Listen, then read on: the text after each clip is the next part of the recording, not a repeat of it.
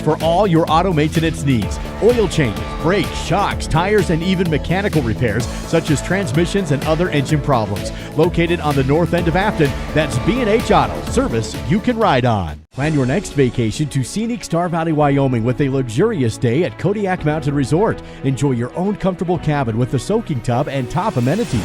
A hot complimentary breakfast is always included. Book your stay at KodiakMountainResort.com. Hey, this is Duke and Dal, and recently we decided to do a little less broadcasting and a little more banking. We even made our own logos. The Bank of Duke and Dal of Wyoming is open for business. Ooh, we already got a phone call. Nice. Bank of Duke and Dal of Wyoming. You want to make a deposit? Yeah, we'll take your money. As you can see, our customer satisfaction is on the rebound. Bank of Duke and Dal, how can I help you? Oh, you want to make a withdrawal? No, that money's gone. Who do you think we are? First Bank of Wyoming? Jeez. Hey Braves fans, now you can follow your favorite players during the game with a complete Star Valley football roster online, including player pictures and bios. Scan the code on your screen or visit svinews.com/football roster. It's sale time at Battleson Brothers Carpet One Floor and Home in Afton. Stop by the showroom located half a block south of the Elkhorn Arch and take advantage of carpet, pad, and labor for only $2.99 per square foot. LVP is also on sale with the product available for $2.99 per square foot. Battleson Brothers also has carpet remnants available. That's Battleson Brothers Carpet One Floor and Home, open in Afton, just south of the Arch. Price, quality, service, Battleson Brothers Flooring. On behalf of the Bank of Star Valley, we'd like to congratulate Jesse Levitt on being named Man of the Week. Congrats, Jesse. Jesse Levitt, son of Brett and Kendra Levitt, Sr., Afton, Wyoming. Handoff to Levitt, has a big lane, puts his shoulder down, and pounds into the end zone. Ran over a whirling defender, and another touchdown.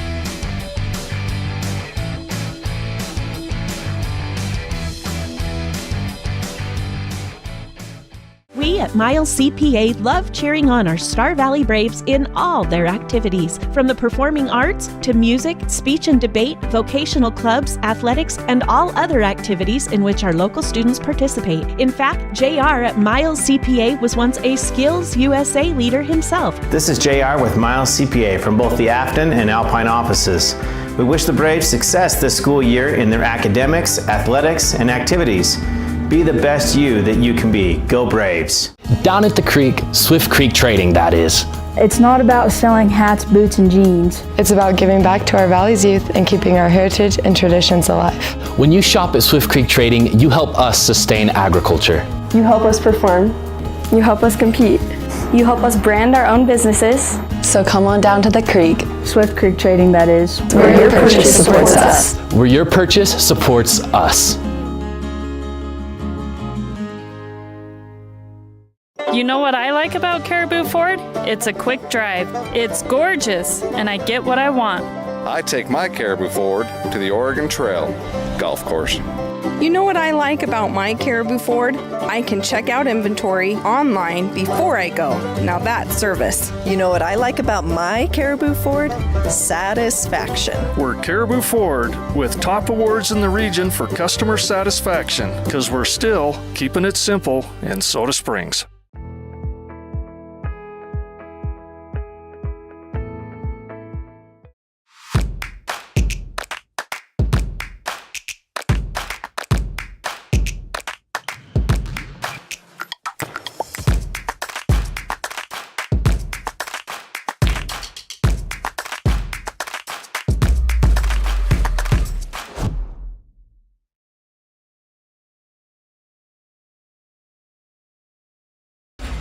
The roar of our engines, the pump of our heartbeats, the pedal to our metal.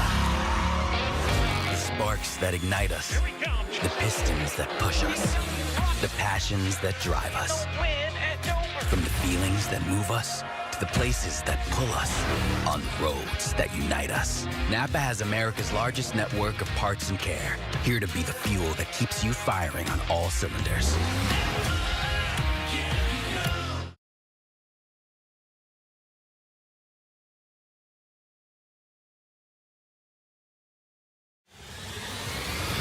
countdown to kickoff is made possible by First Bank of Wyoming, your home for totally free personal and business checking. Visit gofirstbank.com.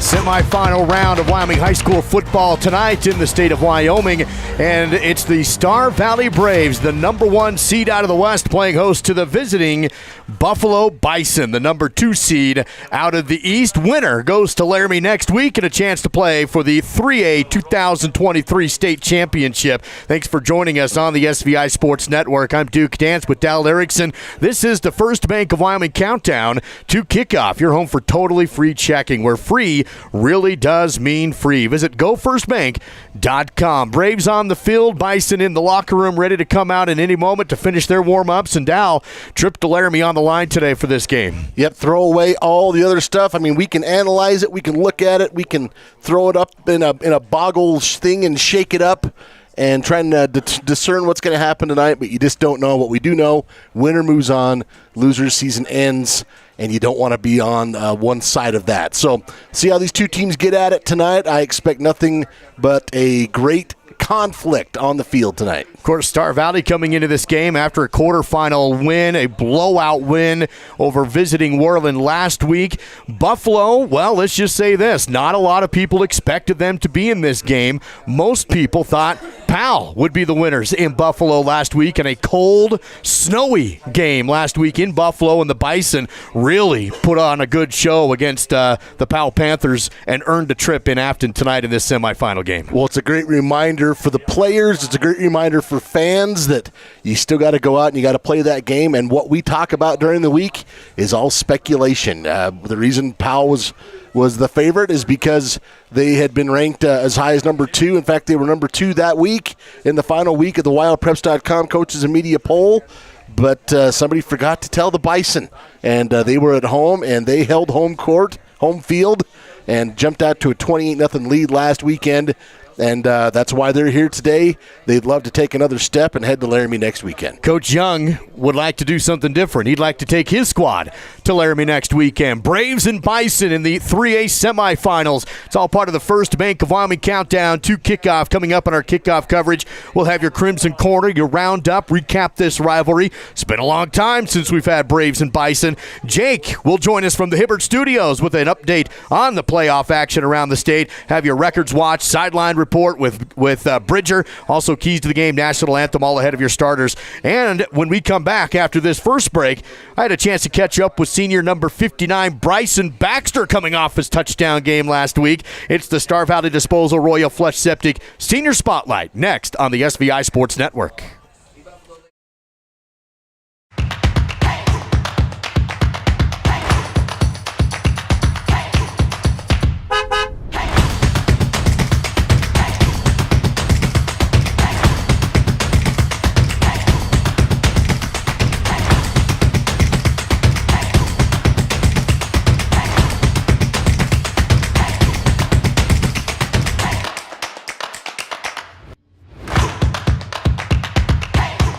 Live coverage of Star Valley High School sports is provided by The Right Company. HDC Siding and Gutters, no job too big or too small. Red Tail Therapy, strength for everyone. Call Ready Mix, located north of Afton. Miles Beverage, proud to sponsor Star Valley sports. Quality Quick Lube, where quality comes quick. And by Star Valley Glass and Lock, automotive, residential, and commercial glass. When I turned 10, we had my birthday party at the Fun Zone in Afton. It was awesome. Me and my friends got to watch movies on the big screen, play foosball, ping pong, and air hockey. We had the big basketball and volleyball courts we could run around in. It was so fun that my brother decided to have his wedding reception there. And we are planning a family reunion at the Fun Zone. Kids love it, and parents will too. For reservations, visit svfunzone.com. Vail Valley Construction is your local source in Star Valley for quality asphalt paving. Whether it's residential or commercial driveway or parking, Vail Valley will have it done with great service at a great price. To get started, visit availvalley.com. Repeat after me. No stress with Point S. No stress with Point S. Because it's a one-stop auto shop that allows me to easily schedule appointments online.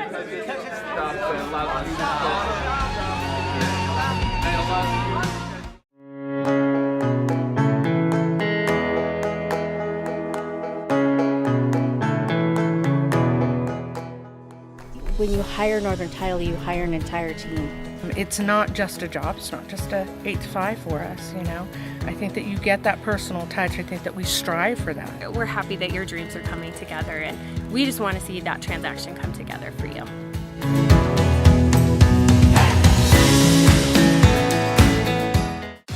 Here's today's Player Spotlight presented by Star Valley Disposal and Royal Flush Septic. Celebrating 20 years of serving the Star Valley community. Online at starvalleydisposal.com. Star Valley Disposal, Royal Flush Septic Senior Spotlight here on the SVI Sports Network, and Senior Bryson Baxter is here with me today. Bryson, man, thanks for your time. First off, you had the touchdown last week. What was that moment for you to be able to run the rock into the end zone? Well, it was really exciting. You know, we tried the week before, but messed up on the handoff. It was really fun. I was just a little upset, never got to lay anybody out. They all kind of ran away from me, but it was lots of fun. You did have the wide open lane to go through. So now for you on the line, you're normally the guy plowing the way for the running backs. What is that like for you? What do you like most, I guess, about being able to, as you said, lay out somebody and be on the line to open up the holes? I just like working with my teammates, you know, on the line. We're like a brotherhood. It's so fun to work with those guys. Just like after every play, we always get up, or either on the ground or helping other people off the ground because we're knocking somebody over or falling over. It's just a blast. Awesome, Bryson. So, of course, you get the first playoff win last week against Worland. What are you guys working on against Buffalo this week? What have been some of the focuses of practice? We've just been going over basically the fundamentals, just blocking schemes, you know. If there's a guy in front of you, take care of that guy, just doing our jobs, winning individual battles. You know, if we all win our individual battles, the whole team wins. Perfect. So you're getting close to that goal. You guys have the state championship, right? So what does it feel like for you to be at this point in the season and be so close to getting that bus ride to Laird? You know, I'm excited. Last year was so much fun, but this year being a senior and last year we got to experience, you know, all the away games. This year we're home for all the playoffs. If we go, we'll be home for state. I'm just glad I was able to experience both sides of it. It's going to be a blast.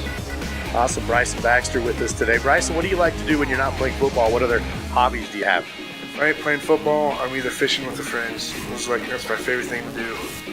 Awesome. Do you play any other sports at all or just football? I did wrestle and I did track. I'm still thinking about doing those two this year. Just trying to get through football first. Gotcha. What about after high school? You have plans or still working on those? Right now, I'm thinking about going to a welding school, but my mom always says that my plan changes every other week, so I don't know yet. Perfect. I like that. Bryson, some other things to get to know you better. How about your favorite kind of music? Do you have a favorite genre that you like to listen to? 2010s, any music from that area. Okay, very cool. Favorite singer or artist or anything? New one is going to be J. Cole. How about your favorite breakfast cereal? Captain Crunch. It's the best. Now, you come across as a Captain Crunch guy. I like that. Bryson, how about when you look back over the course of the season, what's been one of your favorite memories playing football as a Brave this year? It was sophomore year. Me, Jesse Gibson, and Quay Mayer all had a room together, and we all collectively had spent like $200 on food and stayed up till like 4 in the morning just hanging out, eating food at the hotel at Cody. It was one of the greatest times ever. It was so much fun. That's great. Bryson, thanks for your time. Good luck tonight.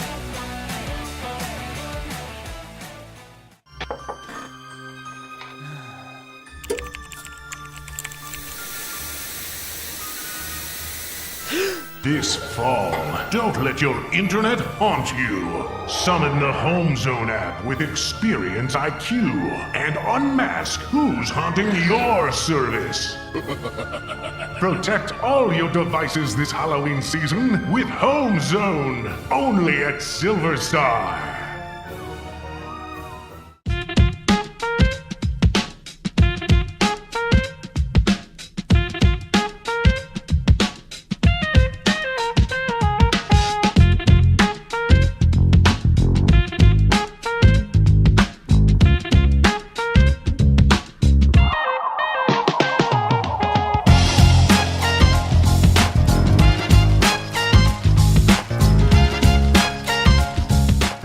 My name is Rod Jensen. I am the president and CEO of the Bank of Star Valley. I've had the great honor of holding that position for 26 years now. The best thing about working in a bank is helping people. It is the reason we exist. The local community bank went out of business, and a group of local citizens decided that Star Valley needed a community bank.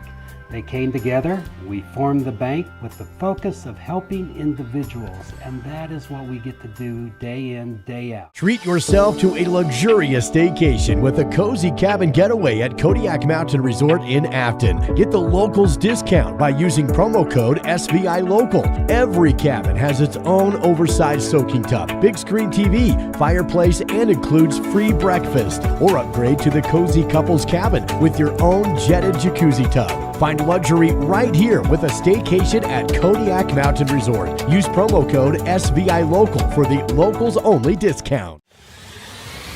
The countdown to kickoff is made possible by First Bank of Wyoming, your home for totally free personal and business checking. Visit gofirstbank.com.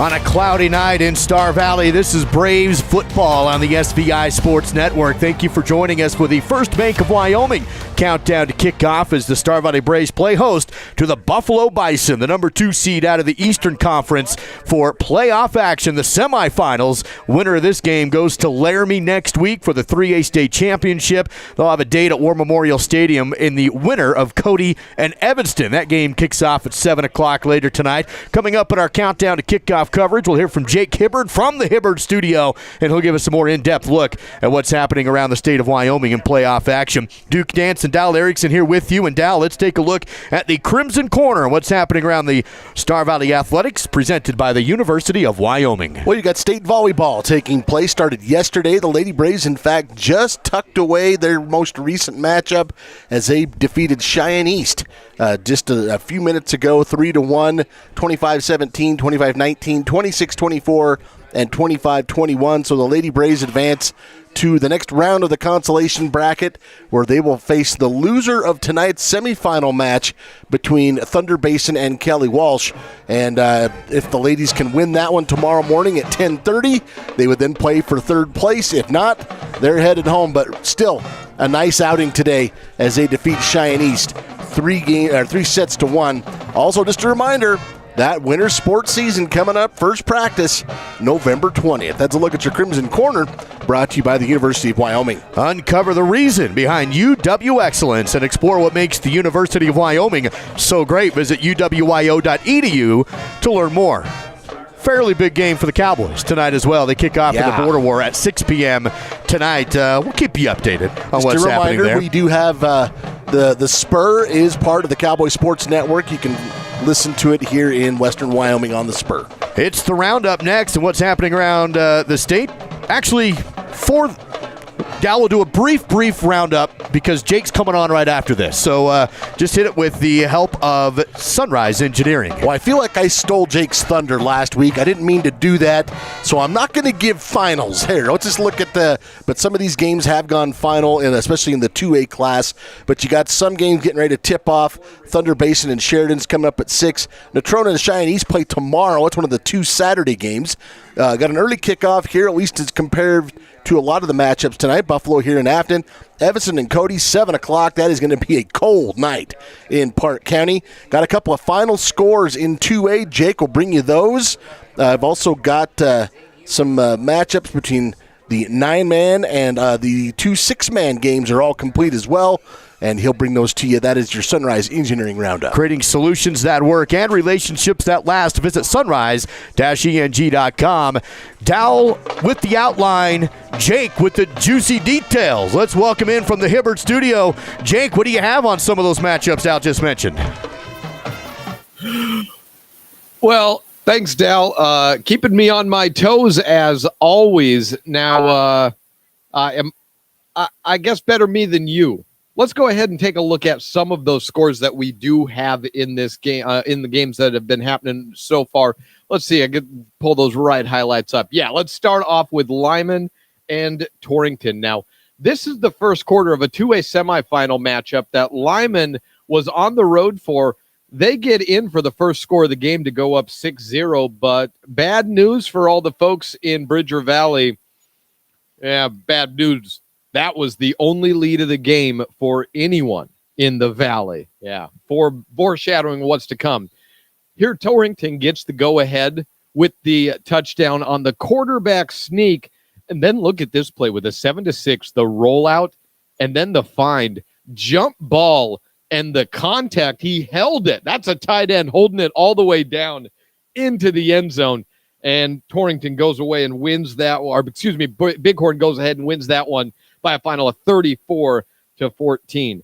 Now we're taking a look over at, let me pause these games for just a second. Now we've got Wind River and Southeast in a really big moment in the game. So this was the final two plays of consequence. Southeast comes in right here. This is in the 1A semifinals, and a touchdown called. Now I'm going to shoot you forward as the Southeast Cyclones were still down by 2, and look at this defensive stand. Wind River is headed to the championship. Got a big reaction out of that.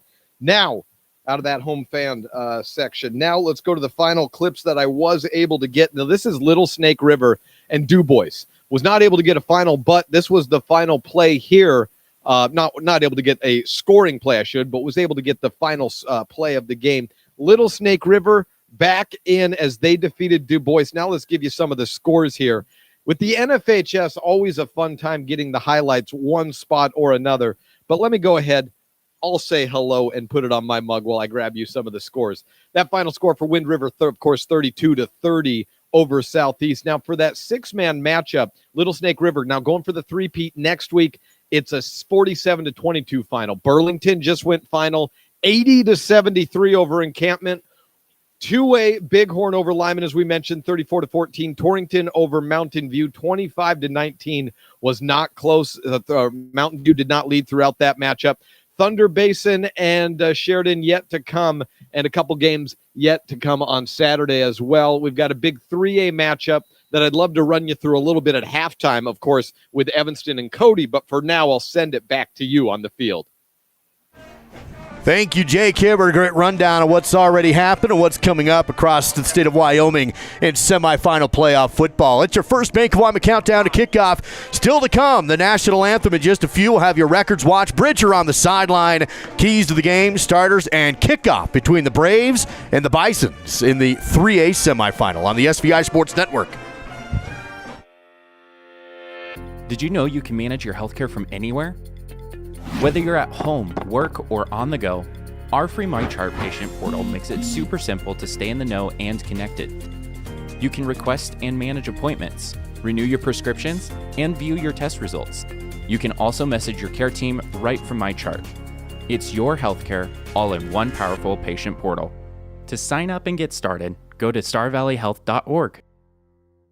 Rocky Mountain Yeti in Afton is Star Valley's complete truck center. With new and used Dodge, Chrysler, and Jeep trucks. Save big in November with Black Friday savings all month long.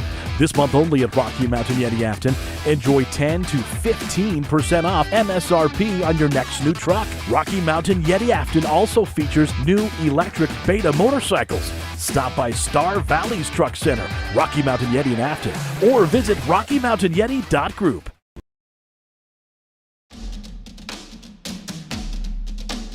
It's almost game time. This is the First Bank of Wyoming countdown to kickoff on the SVI Sports Network. Can you see by the dawn's early light what so proudly we hailed at the twilight's last gleaming, whose broad stripes and bright stars through the perilous fight o'er the ramparts we watched were so gallantly streaming, and the rockets' red glare, the bombs bursting in air, gave proof through the night that our flag was still there.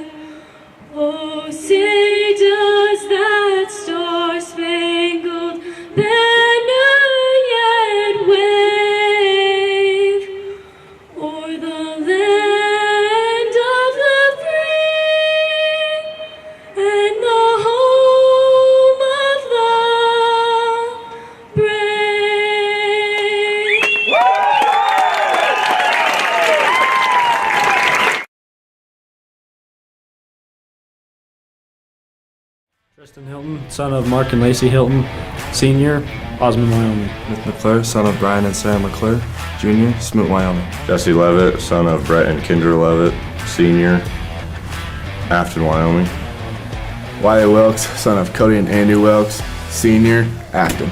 Simon Gaskell, son of Amy and David Gaskell, Sr., Afton. Bryson Neild, son of David and Jennifer McGee, Jr., Afton. Lane Wibblehouse, son of Holly and Neil Wibblehouse, Sr., Alpine. Jesse Gibson, son of Don and Laura Gibson, Sr., Etna, Wyoming. Clay Merritt, son of Brooke and Kelly Merritt, Sr., Grover. Garrett Carlson, son of Earl and Sarah Carlson, Jr., Fairview, Wyoming. Gail Roberts, son of Bryce and Cherish Roberts, Sr., Bedford. Cooper Big Country Lawson, son of Heath and Heidi Lawson, Jr., Afton, Wyoming. Grant Thompson, son of Kyle and Aaron Thompson, Jr., Fairview. Porter Merritt, son of Haley and Tyson Merritt, Sr., Thane. Cash Lancaster, son of Aaron and Anna Lancaster, Sr., Smoot. Starting lineups made possible for the Star Valley Braves with the help of Mountain Star Products. Plumbing supply, gravel, sand, topsoil, excavation, road building, and equipment rental located on Rocky Road in Afton. It's the Braves and the Bison in the first of two 3A state football semifinal games today. Thank you for joining us on the First Bank of Wyoming countdown to kickoff. Bridger Wolfley on the sidelines. He had the chance to catch up with Coach McKay Young heading into this game to get his thoughts. Let's send it down to Bridger. Take it away. Welcome back, football fans, to a game that you are not going to forget. We are down here on the field with the Star Valley Braves and the Buffalo Bison as they get ready to go head-to-head to see who's going to take that last step towards the state championship. I was able to catch Coach McKay Young before the game started and asked him what the game plan is going to be for the first and second quarters for the Braves. He said the goal tonight is to make sure that they're getting the ball, stopping those runs, and getting into the end zone, making sure they can take that one step higher than the Bison tonight. We're super excited to see how the Braves do tonight and see if they're going to be able to take that step towards the state championship. I'm your Miles CPA student sideline broadcaster, Bridger Wolfley, and we'll be back for your halftime and postgame interviews later tonight. Back up to you, Duke.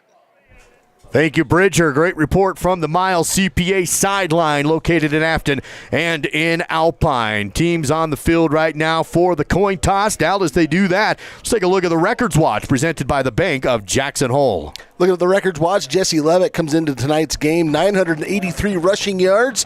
He needs obviously 17 for 1,000. He'd be the 12th Star Valley player to do so. With 81 yards, he would pass Jesse Sanders from 2014. With 101 yards tonight, he would pass one of his coaches, Jason Kazer, from 1990. Bryson Neild comes in with 624 receiving yards, needs 47 to pass Chase Stewart from just last season. 62 would put him in front of Taylor Keller from 2010, and 76 yards would put him at 700 for the season.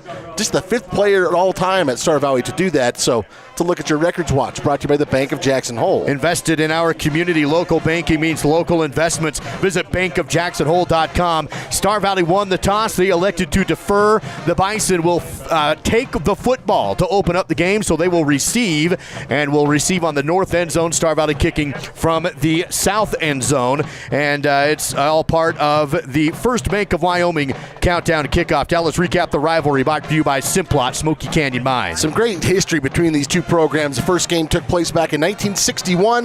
That was a state championship game.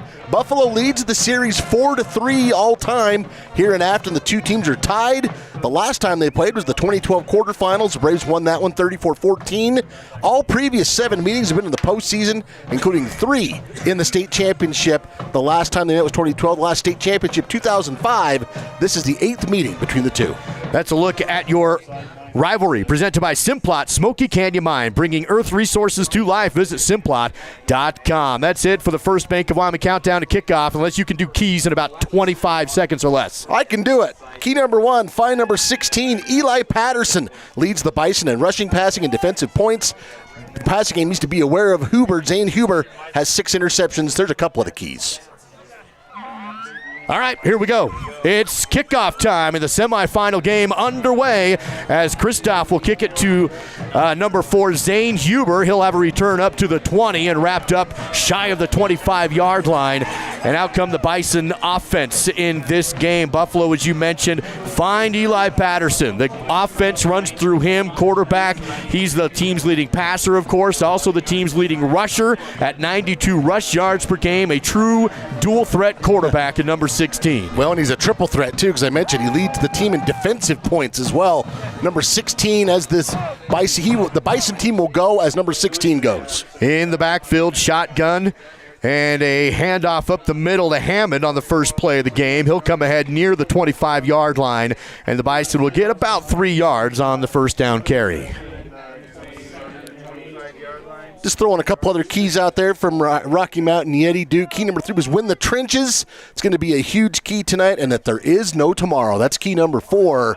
You got to play like there is no tomorrow, because for one of these teams, there isn't. Patterson in the shotgun. Will Hammond remains the tailback. In motion is Camino. Handoff to Camino on the jet sweep. Double handoff. Pass play from the other Camino. Able to hit Eli Patterson, the quarterback, and he's tackled near the 30-yard line. A double handoff pass to the quarterback, and it's good for 5 yards.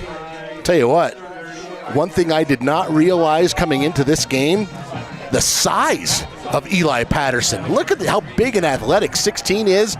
Right here, I realized, I thought, that's a big kid. You look at some of the kids, Star Valley, 36 is Simon Gaskell. He's 6'6", 220 coming in to tackle Patterson. Now, that is a big quarterback. Eli listed at 6'3", $195. He looks bigger than that to me. He's eaten some since the start of the season. Here's a handoff on third down to Hammond. No quarterback keeper, and he stood up at the 30 and pushed backwards by the front 7 of the Star Valley defense, and it's 4th and 1. Big decision for Coach Rob Hammond right out of the gate here, and it looks like he'll punt, and a 3-and-out by the Braves defense. I know your emotions. You want to go and try that here, and quite honestly, you might very well get it, but do you want to take that chance less than 2 minutes into the game deep in your own end?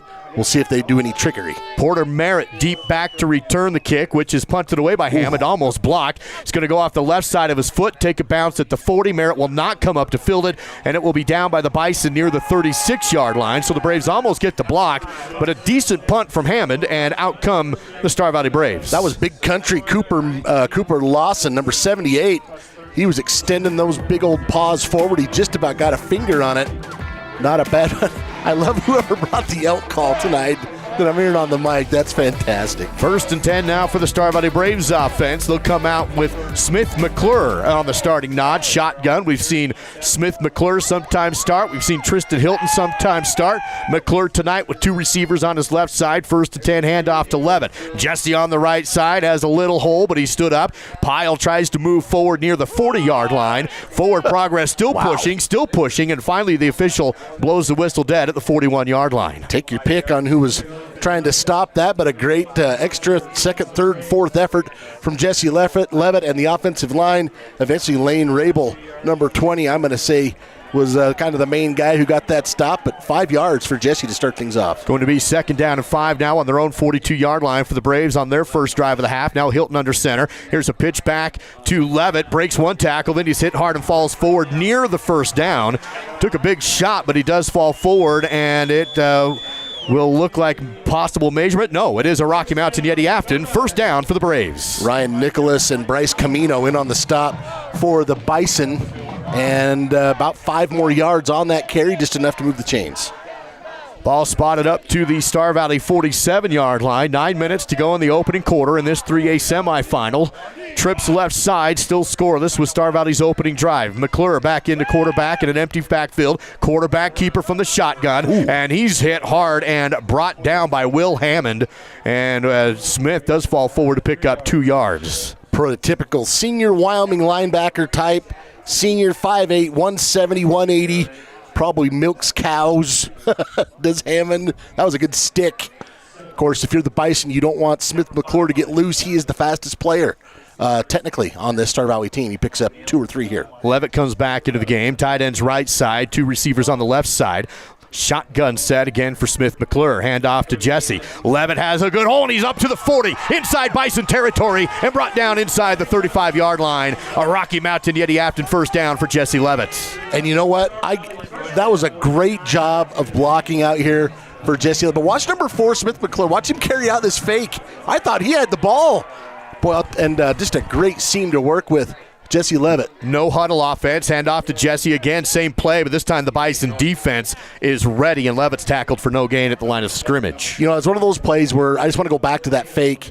It didn't necessarily have much to do with that run that time, but at some point tonight, those little details matter. We'll see if maybe Smith breaks one or Jesse breaks one because someone's confused, but yeah, the Bison defense was a wall on that play. 7:43 to go in the opening quarter. Shotgun, 2 tight ends, and 1 receiver on either side. McClure, quick pass out to the left and too high and through the hands of Porter Merritt and incomplete. That was a little different look than what we typically see out of Smith McClure. He was coming toward the line of scrimmage, a little too much momentum, and that kind of played out in how that ball came out of his hand.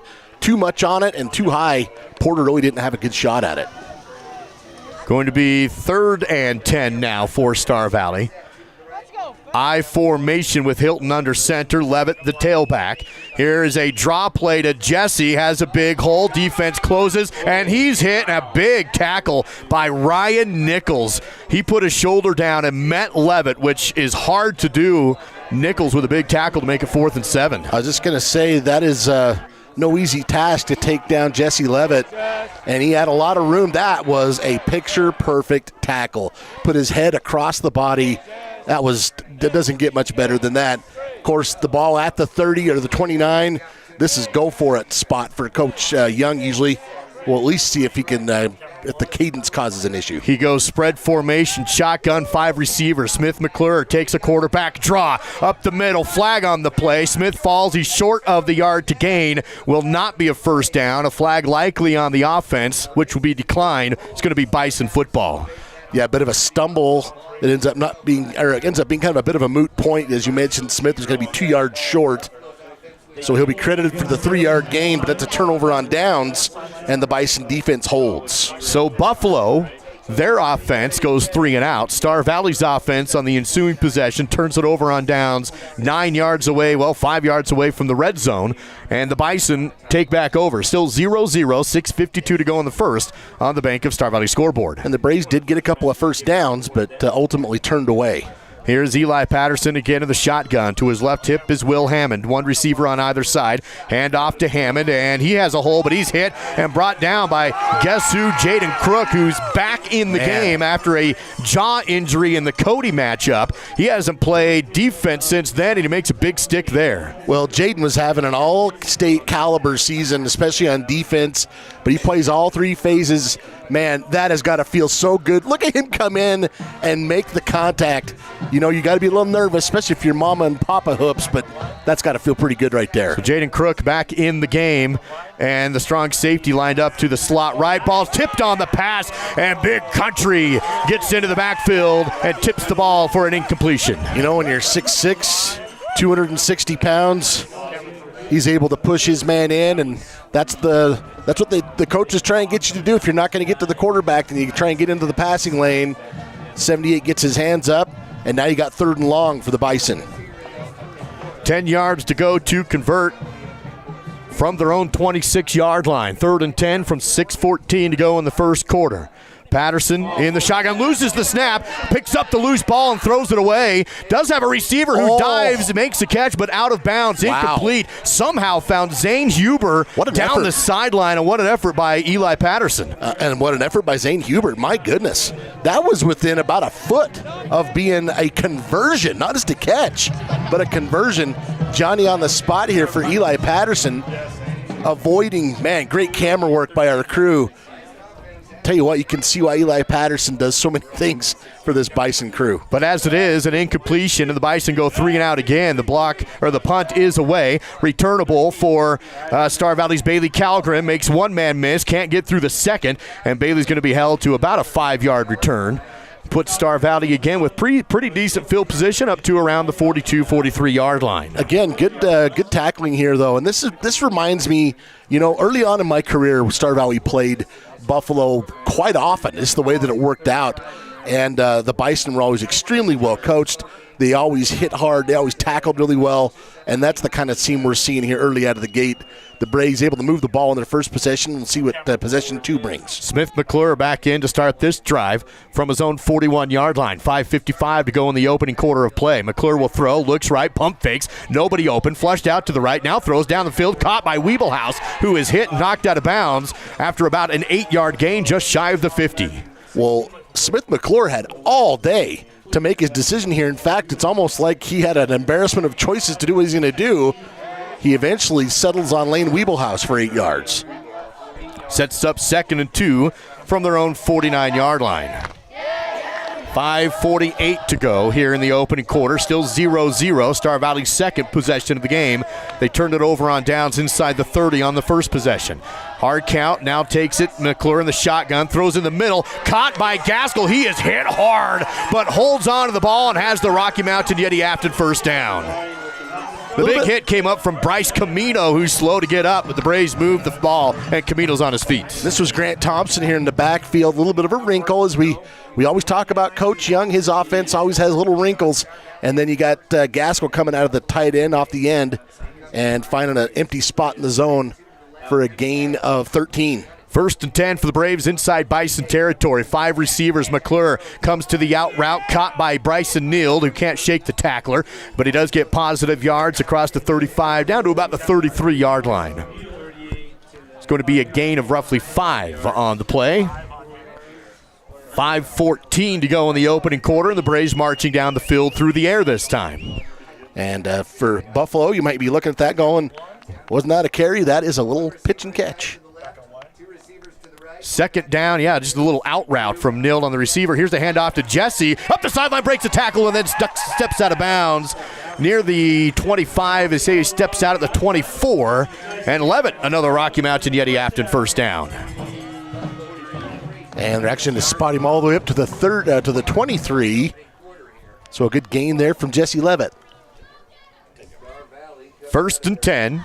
Levitt remains the tailback. McClure in to play shotgun quarterback. 2 receivers right. Slot's going to be Neild. Wide right is Weeblehouse. Here's the turn and hand off to Levitt. And he'll have the corner again. He is cut down on the perimeter by Zane Huber near the 15-yard line. Pickup of about 9 or so for Levitt on the first down carry. And the ends are doing a phenomenal job. Jesse's not even getting touched by the defensive ends. On that time, it was Wiley Wilkes, Simon Gaskell, and you saw Clay Merritt coming over on the pole as well. That was well done. Here is McClure again in the shotgun. Play action. Quarterback keeper finds a little hole. He's tackled by the linebacker, but not until he gets inside the 10. No, he keeps his feet, pushing inside the 5. A late flag on the play, another flag on the play, but it stands as 1st and goal inside the 5 on the quarterback keeper. See what the officials have to say about this. Flags came in right where the tackle was occurring. And the official comes over and says it's a sideline warning against the Braves, and that's a first offense, so there's no yardage. But if they get whistled for it again, it will be an infraction, and they'll get penalized some yardage for it. They spot the ball, though, back at the 9. The tackle was made inside the 5. I guess it's possible they blew a whistle and said forward progress was stopped, but that's where we're going to go. So 1st and goal inside the Crimson Zone, the Riverside Dental Crimson Zone for the Braves. I formation with Hilton under center this time. Turn, here's a pitch to Levitt, big hole, and into the end zone standing. Broke a tackle at the 1-yard line, and 6 points and a touchdown for Jesse Levitt with 3:56 to go in the first. Things shape it up to be a huge game for Jesse Levitt. 9 carries, 67 yards already, and the game's first touchdown. Let's watch it again here on the Fall River Propane replay. And there's the bread and butter, as we've gotten to call it, and you're not going to hold him out of the end zone with that big a head of steam. You can see what makes that play so difficult is Hilton, the quarterback, becomes a blocker. He blocked Rabel coming through. That's what put Hilton in the end zone. The PAT is up, and it's good. 7-0 Braves on the SVI Sports Network.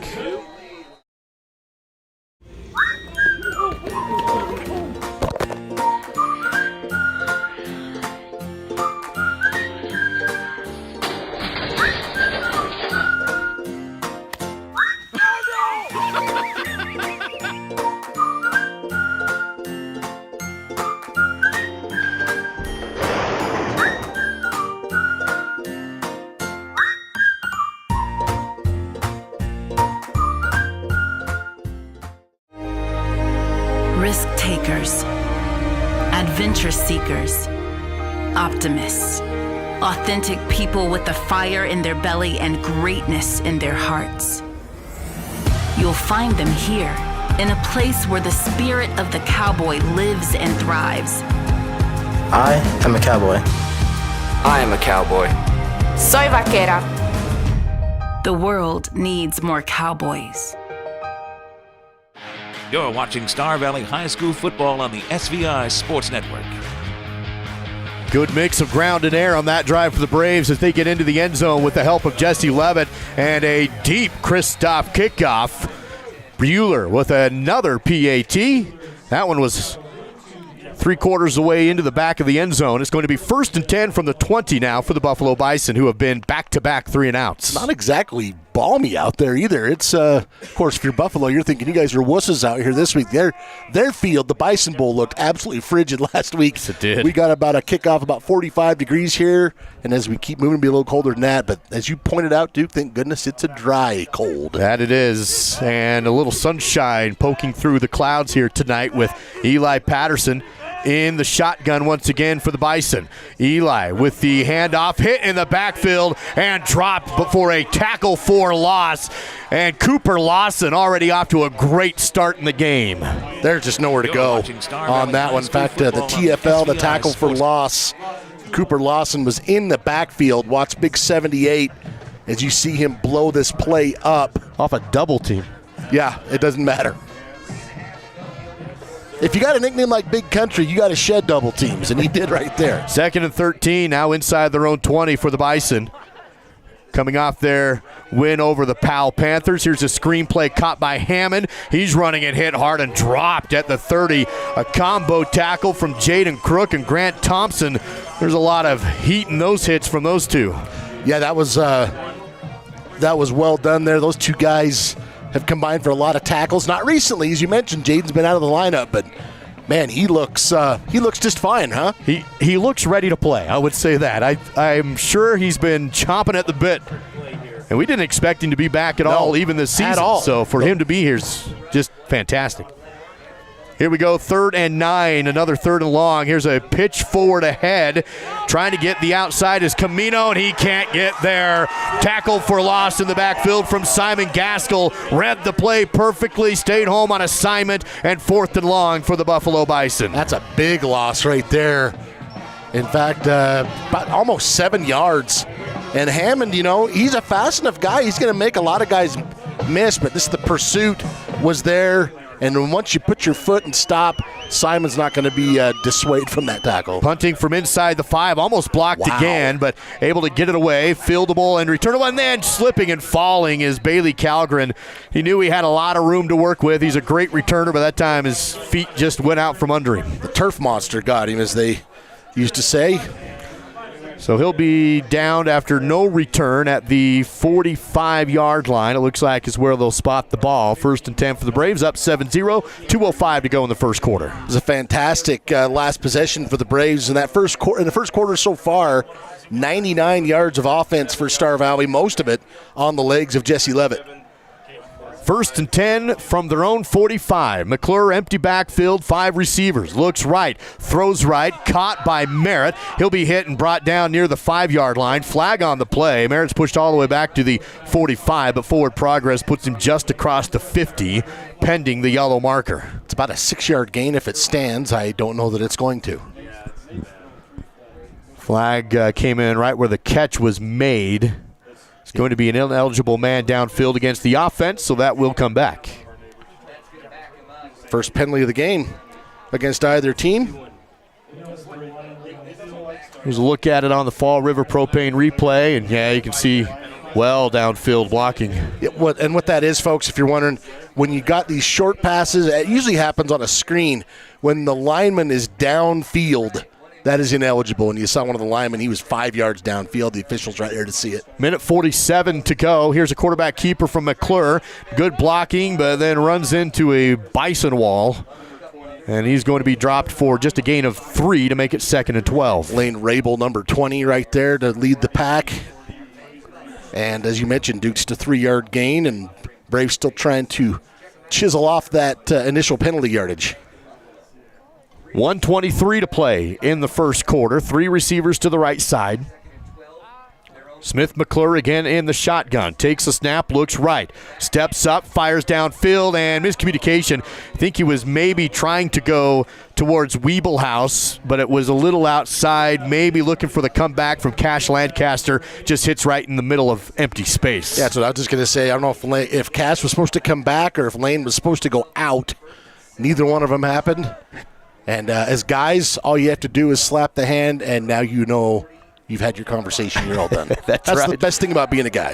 3rd down and 12 for Star Valley. Bison looking for a big defensive stand after the punt, looking for a 3-and-out. Star Valley from their own 43. McClure looks to throw, steps up, goes sideline on the out, diving and making the catch, but shy of the yard to gain as Bryson kneeled. And I believe Coach Young will probably go for this, though. 4th and 1 after the completion at the 46-yard line of Buffalo side. It's a gain of about 11 yards, but as you mentioned, Duke, a little short. Is it just me? Am I come up with something here? Or does the ball not quite look like it's coming out of Smith's hand just right tonight? I guess I haven't noticed anything, but that it just doesn't seem to have quite as much zip on it. Here's a bread and butter pitch back to Levitt, and an easy first down. Finally brought down at the 34-yard line. Jesse Levitt through the hole on the pitch back. Fullback blocking, quarterback blocking, and a Rocky Mountain Yeti Afton first down. We saw Grant Thompson, 31, and then Tristan Hilton, the quarterback, comes in, becomes an extra blocker, and 12 more for Levitt. Levitt now a 10 carries, 79 yards. Even those of us who struggle with math can figure that at 7.9 yards per carry. And that's a good first quarter for Jesse Levitt with a touchdown there as well. Here's 12 seconds to go in the quarter. Snap to McClure. Shovel pass to Grant Thompson ahead. He has a blocker and puts his shoulder down across the 30. He'll pick up a hard 4 yards to take us to the end of the first quarter. Braves lead in the semifinal game against the visiting Buffalo Bison. 7-0. Star Valley driving on the SVI Sports Network. I'm Duke Dance, and when I take out the garbage, I bag it. I'm David Kazare, and when I take out the trash, I bag it. I'm Dal Erickson, and when I take out my trash, I bag it.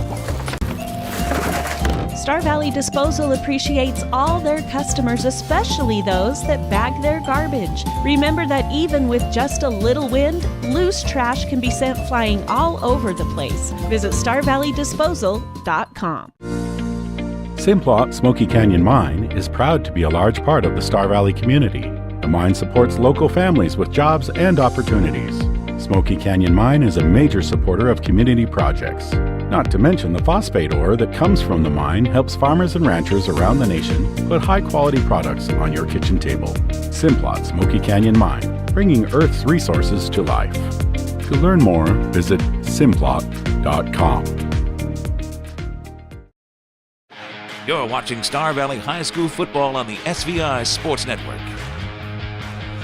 Start of the second quarter. Braves will now drive towards the south. 2nd and 7 from the Buffalo 31-yard line. Turn and a throw ahead to Calgren on the run after the reception. And Bailey will get across the 30 near the 25.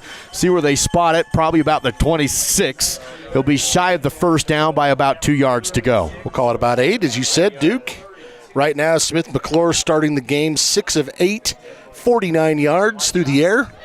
That'll bring up 3rd down. The Braves have actually not converted a 3rd down yet. They're 0 for 1. Calgren in motion, same play. Bailey on the run, Levitt on the lead block. This time he will get the first down. Maybe a yard or two more to put him inside the 25-yard line for Bailey Calgren. I lied on that. The Braves converted on their last one. So now they're 2 of 3, and I have no credibility. Good check of the Battleson Brothers flooring battle stat. Tristan Hilton will come in to play quarterback on this set. Ball spotted at the 23-yard line for the Braves. Thompson, the fullback. Levitt, the tailback. Turn, pitch to Jesse. Levitt has a nice hole. Tripped up, though, in the secondary and brought down inside the Riverside Dental Crimson Zone. Spot him at the 18-yard line. He had so much room to work with inside. I think most of that contact actually came from Simon Gaskell. He ran into his own teammate and only going to get about 5. Well, 5 is good, but I think he was looking for more. McClure back in to play shotgun quarterback. Levitt stays in the backfield. Couple of tight ends on both sides. Calgren in motion. And here's a fake the throw to Calgren and hand off to Jesse. One broken tackle. Then he's stuck and hit hard near the 20, actually near the 16-yard line, and held just to a gain of a couple. Number 21, Will Hammond, for the Bison, did a really good job there. That confuses a lot of players. Did not confuse him at all. He was right on top of it and allowed just a yard or two. Number 21 there, Hammond. 3rd and 3 inside the Riverside Dental red zone for the Star Valley Braves. Hilton back in to play quarterback from the 16-yard line. 10:30 to go in the second quarter. Hilton, long snap count. Now looks down the line, takes the ball, pitch back to Jesse again. He dives ahead inside the 15. He needed the 14 to convert, and it's really close. Hayden Jaywers submarine there, and I think made it so Jesse is going to be a little short here, but definitely 4-down territory for Coach Young in this offense. Inside the 14, just shy of the inside the 15, just shy of the 14, and yeah, they'll go for it on 4th and less than 1. Pitch back, and again a pitch to Jesse, and he'll have the first down this time. Spins and falls forward to about the 11-yard line for another Rocky Mountain Yeti Afton first down. Gain of 3 more. Jesse up to 92 yards already in this first half on 14 carries. This is old-fashioned Star Valley running football. I've had some old-timers say, we pass the ball too much now. Well, no complaints tonight for you for those types. Smith McClure, though, comes right back in on cue to play shotgun quarterback. Jesse Levitt remains the tailback to the left side. 2 receivers on the left. McClure hands off to Levitt. Looks for that edge, and he's brought down for a tackle for loss. Eli Patterson, you mentioned he leads the team in defensive points as well as on the offensive side, and that's going to be a tackle for about a 3, maybe 2-yard loss. Well, and you see how physical he is, because we've already talked about what a load Jesse is. He ends up going sideline to sideline here, and 16 cuts through. He saw that all the way and flings Jesse back for a 3-yard loss. Clock down to 9 minutes before halftime. Braves up 7-0. Calgren in motion on a 2nd and long. Hand off to Levitt. No, a play action. Pass to Gaskell. End zone. Touchdown. Off the play action. They went Levitt. Fake to Jesse. Gaskell in the end zone. Touchdown, Simon. Well, and that's what you hope that the running game does, is open things up a little bit downfield. Here's Smith McClure. Fakes it to Calgren. You got Gaskell all alone back there, and he's got great hands. 14-yard touchdown. 13-0 with the PAT coming from Christoph Bueller, the sophomore kicker for the Braves. He's hit 41 extra points on the season, make that 42, counting tonight's 2, and his 14-0 Star Valley, 8:55 to go in the first.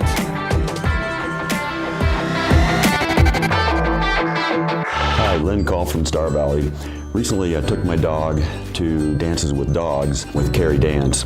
Before I took him, he was kind of a wild, run-around dog. I couldn't take him in the house. Now, after spending 2 weeks with Carrie, I can bring him in the house, I can put him on plays, he'll stay there, he doesn't jump on people. If you have a dog that needs some training, that needs some behavioral training, take him or her to Carrie, because she can do an amazing job with them, and I would highly recommend Dances with Dogs.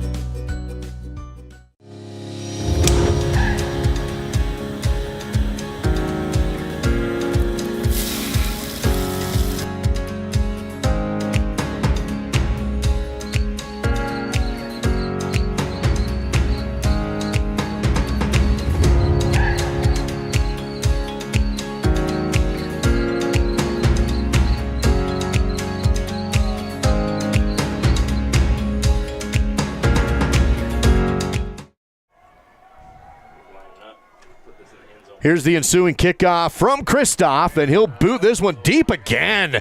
Back-to-back touchbacks for Bueller. That one way into the back of the end zone. 1st and 10 again from the Bison 20-yard line. 8:55 to go in the first. Star Valley up 14-0. This occurs to me. So many of Christoph's touchbacks this season have been going the other way, but I guess it works this way too. Yeah.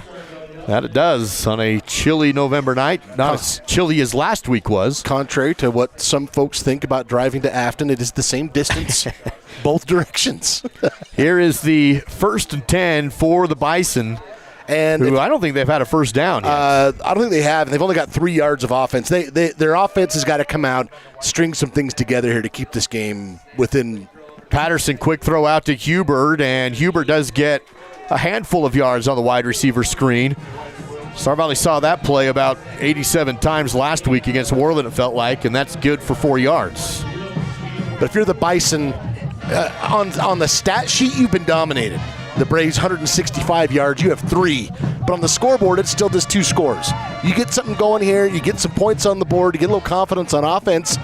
This is still a ball game, but this is a huge possession for them. 2nd down and 6 after the completion up to their own 24-yard line. Patterson in the motion. In the shotgun, will hand off to Hammond, and Will Hammond will get forward for about 2 yards. If that, going to set up. Yeah, we'll give him 2 for a 3rd and long 3 coming up. Been tough sledding for that running game. Of course, part of that, you've had a big tackle for loss, a couple of losses actually, but one of them in particular. So right now, the Bison, 6 carries, minus 3 yards, and they have not converted a 3rd down yet. They're 0 for 2. Clock under 8 minutes to go before halftime. Braves up 14-0 in this 3A semifinal game against the visiting Buffalo Bison. And the officials will blow a whistle. This will be a timeout on Buffalo. We'll take it. 7:40 to go in the second.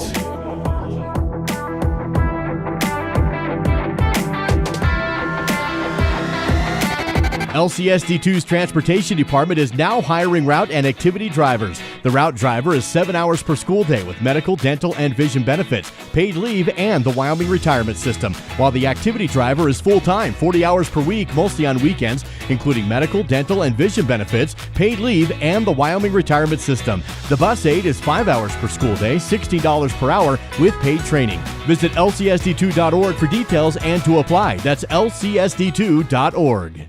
I'm Dr. Mark Johnson from Riverside Dental. This has been another milestone year for us. To accommodate our growing practice and our growing community, we've recently brought on Dr. Jorgensen.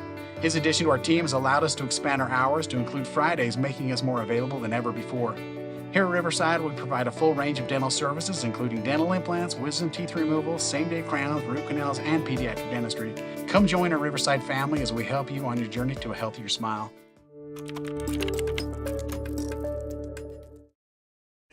Coming back after the break, and it's going to be an incompletion, I believe. No gain on the play for Buffalo, and a 4th down and another 3 and out from this Star Valley defense. There you can see Patterson looking for the wide receiver. It was there, and I think you like your chances of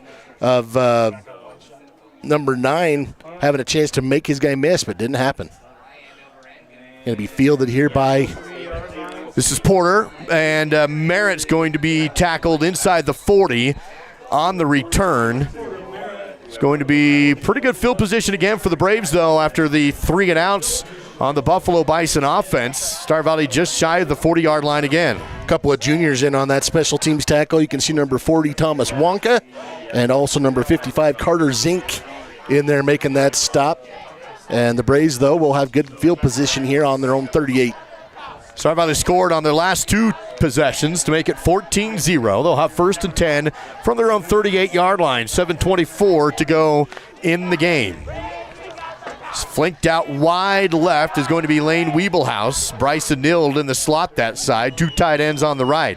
Here's a play action again, and hitting the tight end. Gaskell wide open at the 50 and will be hit and dropped. Still fighting for yards actually near the 45-yard line. Simon Gaskell having a good game today. Just had that touchdown, and that one's a Rocky Mountain Yeti Afton 1st down. Eventually brought down by Patterson, but not before he picks up 17 yards. And you mentioned it, Duke. Simon, that's the thing about this Braves team. They're so deep. You can have guys that haven't caught a pass in a month that are capable of getting 100 yards in a game, and Simon's definitely one of those guys. Right now, that's his 3rd catch of the night, and he's up to 42 yards. 1st and 10. McClure, empty backfield, spread offense, 5 receivers, shotgun. McClure will throw, looks right, under pressure, steps up, now rolls, fires downfield to an open target, caught by Wiebelhaus. 1st down inside the 30 and brought down shy of the 25-yard line. Another Rocky Mountain Yeti Afton 1st down to Lane Wiebelhaus. 2nd catch of the night for Lane, and this one from the 45 up to the 27, gain of 18 for Lane Wiebelhaus. Star Valley no huddle, same formation, spread. Smith McClure will throw, out route and caught by going down, no, dropped it incomplete. Trying to hit Bryson Nild on the quick out. That throw maybe just a half second too early, and Neal not able to get under it. Hayes and Camino out there in coverage for the Bison. Just the third incomplete pass for the Braves in this game, though. 6:29 to go in the second quarter. Star Valley 2nd and 10 from the Buffalo 27-yard line. Trips left side, 2 tight ends right. Smith McClure, quarterback keeper, has the block and is brought down near the 20-yard line. McClure gets about 7 yards on the carry. 6:17 to go and counting here in the second quarter. 4 carries, 16 yards for Smith McClure, and he will come out. And that usually means Tristan Hilton is in, and there he is, number 11. High formation, bunch set, close tight ends. Here's the fake to pitch, hand off to Wiley, bounces outside, had his feet taken out from under him, but he does have a Rocky Mountain Yeti Afton first down up to the Buffalo 16-yard line. It's actually a really nice tackle on Wiley Wilkes, because if I believe it was Zane Huber, if he doesn't make that tackle on Wiley, I think he's trucking under the end zone. They faked the bread and butter play that time and did the counter to Wiley, who, as you mentioned, he's more than capable of running in the open field. Split backs. Hilton hands off to Levitt, looks right. He's hit and stuck again. Does push his way forward for a little bit, but Will Hammond has been putting on a tackling clinic on form today. Another big stick on Jesse Levitt. Yeah, he's done a fantastic job when he's not just getting there, but as you mentioned, do great technique and doing a good job of making sure that he's wrapping up and slowing his guy down. Under 6 to go in this quarter. Here's a handoff to the fullback, Thompson. He's deeper inside the Riverside Dental red zone for about 6 yards down to the 10-yard line to bring up third down. 3rd and 4 is what we're going to call this with 5 minutes to go before halftime.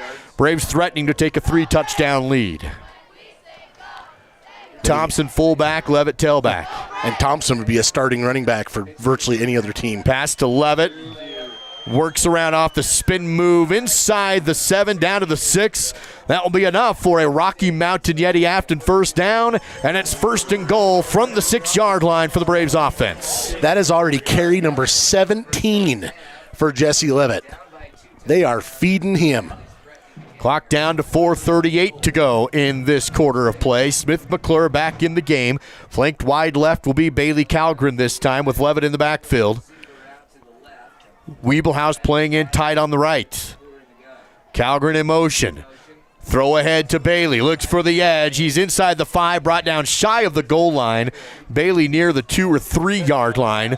They'll put him at the 2 to make it 2nd and goal. About 4 yards there for Bailey. See, I think was there a late flag came in on that play?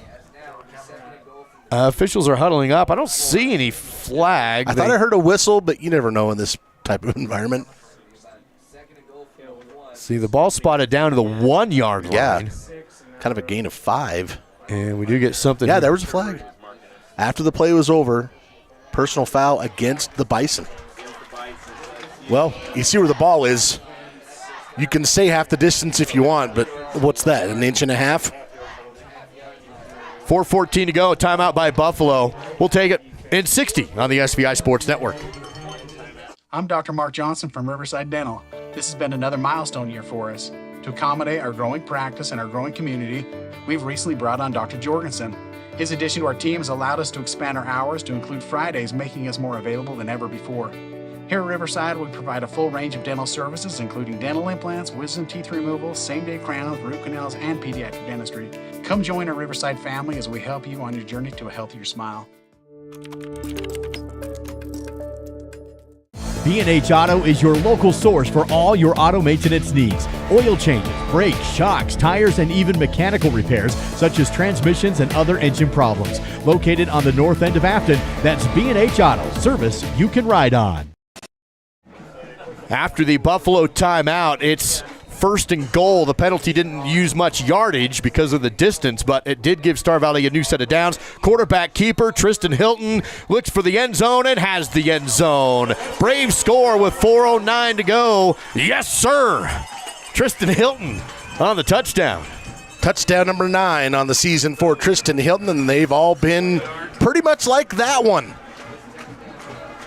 Quarterback sneak, 210 pounds. He's been doing this for 3 years, and he's good at it. tush-push brotherly shove. We don't need it. Got Tristan Hilton. 4:09 to go in the second quarter. Bueller for another PAT. It's a fake. Cooper, he'll roll to his left and can't get the ball away. So they will go for the 2-point conversion with Cooper Lancaster, the holder. No good. We'll take the break here with Star Valley up 20-0. Plan your next vacation to scenic Star Valley, Wyoming with a luxurious day at Kodiak Mountain Resort. Enjoy your own comfortable cabin with a soaking tub and top amenities.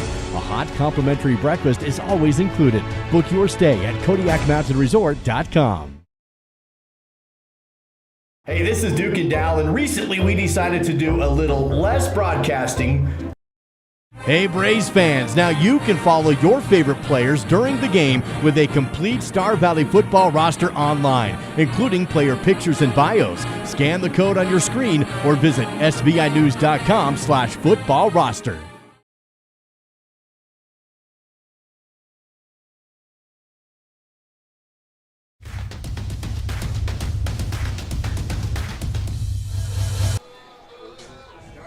Another touchdown for the Braves. Star Valley fakes the PAT and goes for 2, but it's no good.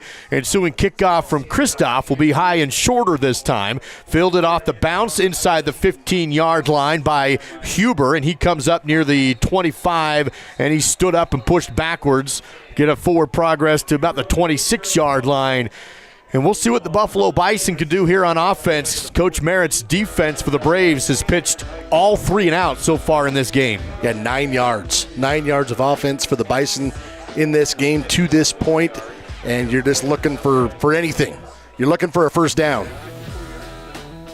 4 minutes, 2 seconds to go in the opening half. Braves lead 20-0 in our second quarter. 3 timeouts remain for Star Valley. 1 timeout remains for Buffalo. Eli Patterson in the empty backfield shotgun. Looks to throw. Rifles right. Caught and then jumbled and dropped. Almost intercepted off the bobble by Gaskell, who was right behind the intended target, Hazen Camino, and it's incomplete. That's one of those, if you had a second chance, you'd probably reel that in. Yeah, you look at it, it kind of winds up on the hip of Camino. He's not able to bring it in, and then Simon Gaskell had a shot at it for a brief second. Ends up just being an incomplete pass, second down. 3:57 to go. The clock stops.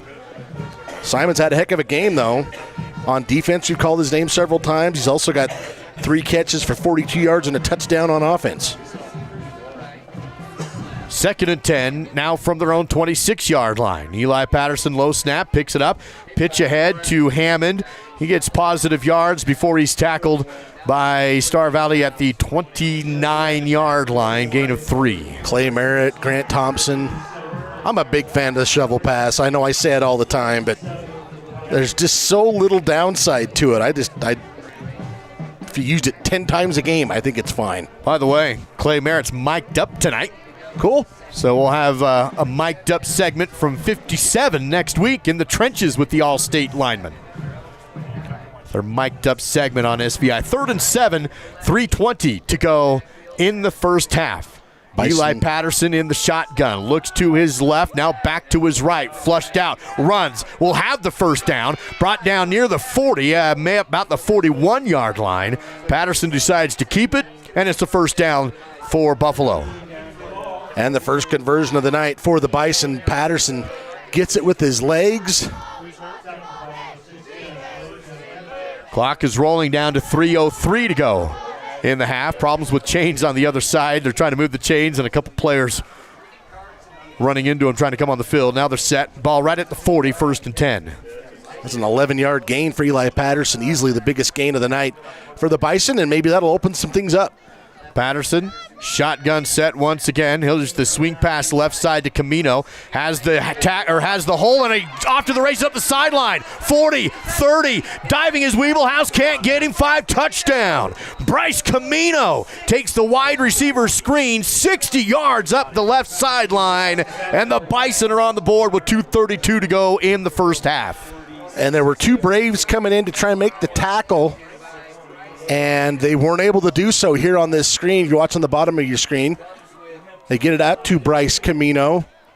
He makes a miss, basically one blocker with 2 missed tackles, and then using some speed, he's able to get away from the Braves defense for a 60-yard touchdown. Was Zane Huber on the perimeter block, springing that one through. The PAT is blocked up in the air and Bott knocked down, so no good on the PAT. And it's 20-6 live on the SVI Sports Network. Hey Braves fans, now you can follow your favorite players during the game with a complete Star Valley football roster online, including player pictures and bios. Scan the code on your screen or visit svinews.com/football roster. Hey, this is Duke and Dal, and recently we decided to do a little less broadcasting and a little more banking. We even made our own logos. The Bank of Duke and Dal of Wyoming is open for business. Ooh, we already got a phone call. Nice. Bank of Duke and Dal of Wyoming. You want to make a deposit? Yeah, we'll take your money. As you can see, our customer satisfaction is on the rebound. Bank of Duke and Dal, how can I help you? Oh, you want to make a withdrawal? No, that money's gone. Who do you think we are? First Bank of Wyoming? Jeez. After the touchdown up the sideline for Buffalo, big catch for Bryce Camino up the left sideline on the wide receiver screen. PAT was blocked by Porter Merritt, and now the kickoff fielded at the 15 up to the 20-25, pushing ahead to the 30 and up near the 32 before being pushed out of bounds. Bailey Calgren, I believe, on the return for Star Valley. 1st and 10 for the Braves, 2:24 to go in the second quarter. Star Valley up 20-6. So how big of a touchdown is that, Duke? Looking at the wildpreps.com stats, Bryce Camino came into the weekend 8 catches, 59 yards, no touchdowns. He got a 60-yard and a touchdown on one play. So 1st and 10 for Star Valley. They've scored 3 consecutive touchdowns. 1st and 10 from their own 32. Hilton under center. Hands off to Thompson, the fullback, in the split back formation. And it's just a 2-yard gain on the first down carry. Not a lot of room there. Thompson, as you said, picks up a couple. 2:10 to go before halftime. Coach Young does have all 3 timeouts if he would like to use them here. Of course, he's got a great kicker in Christoph Bueller. And they're looking at a 2nd and 8 from their own 34. Man in motion is Calgren. Throw ahead to Bailey. Has blockers on the perimeter. Cut up field and brought down at the 40-yard line. It's going to be 3rd and about 2 yards to go, under 2 minutes to play. Gain of 6 for Bailey. It's his 4th catch for 22 yards. Tristan Hilton can check in here. 3rd and short. The Braves are 3 of 5 on 3rd down conversions in this half. Clock rolls down to 1:30 to go before halftime. Here's a pitch to Levitt. And he'll put a shoulder down, will lean ahead and fall forward really close to the first down. They're going to stop the clock here with 1:20 to go to get the ball spotted, and they do move the chains for a Rocky Mountain Yeti Afton first down, so they'll spot the ball and wind the clock. Looks like you got just enough. Jesse now knocking on the door of 100 yards, 98 in this first half. 1st and 10 from the 42-yard line. McClure in to play quarterback. Quick pass to Cash Lancaster, and that was Porter Merritt. Merritt up the sideline and out of bounds on the wide receiver screen. So they tried to go to the same play or similar play anyway, that Buffalo just scored on, and it's a big play up the sideline for a first down. Stopped at the 43-yard line. 1:04 to go, and with Porter Merritt running out of bounds, stops the clock. Gain of 15 yards there for Porter. And he becomes the 2, 3, 4, 5, 6 different receiver with a catch tonight. Star Valley still has all 3 timeouts. Of course, they can score quick. So Coach Young holding on to those. McClure in the shotgun. Flanked wide right is Bryson Neild. To the left is Porter Merritt. McClure has the snap, looks center field, now left, throws down the sideline to Merritt and overthrows him and out of bounds. Good coverage downfield from Zane Huber, and that's an incompletion to stop the clock at 57.8. It's a good job of Smith McClure, though. He puts it on the outside, so it's either going to be a reception or an incompletion. That's some pretty savvy quarterback play, but as you mentioned, good coverage, good defense there by the Bison. They played that as well as you can play it. Ball still spotted on the Buffalo 43-yard line. 2nd and 10. Spread offense, 5 receivers in the game. McClure in to play shotgun all alone in the backfield. Blitz up the middle by the Bison. Quarterback keeper up the middle. Smith has the first down, jukes his way to the 30, and slips out of bounds near the 26-yard line. Pops up on a Rocky Mountain Yeti Afton first down. We'll see if they stop him out of bounds or if they mark him down in bounds. I thought he stepped on the line out of bounds, but we'll see where they put it. I think Smith decided to take that ball once he saw the blitz. I think that was all him. Decided to tote the ball because he saw the pressure coming. He does step out before he goes down, so the clock did stop at 49.9. Star Valley with another new set of downs. Smith McClure again in the shotgun, 1 receiver to the right, and McClure goes that direction, now fires into the end zone, caught again, touchdown in double coverage. Simon Gaskell having a half, and another 6 points from Simon. Great catch in double coverage with 42.6 to go in the second quarter. That one from 26 yards out. And Simon, as you mentioned, going up in double coverage. Coming back, though, down a flag in the backfield. This will be a hold on the offense, so take the great catch away as if it never happened, and it's back. No good for the Braves. Maybe it'll make the highlight reel at the end of the season. I don't know.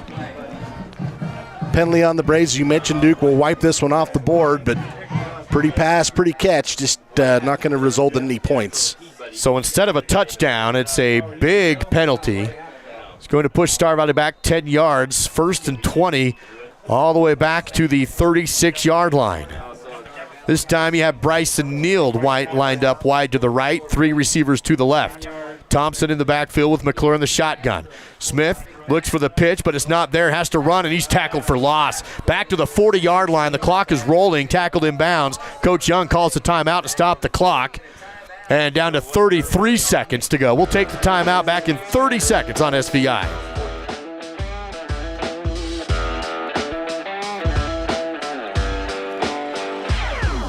It's sale time at Battleson Brothers Carpet One Floor and Home in Afton. Stop by the showroom located half a block south of the Elkhorn Arch and take advantage of carpet, pad, and labor for only $2.99 per square foot. LVP is also on sale with the product available for $2.99 per square foot.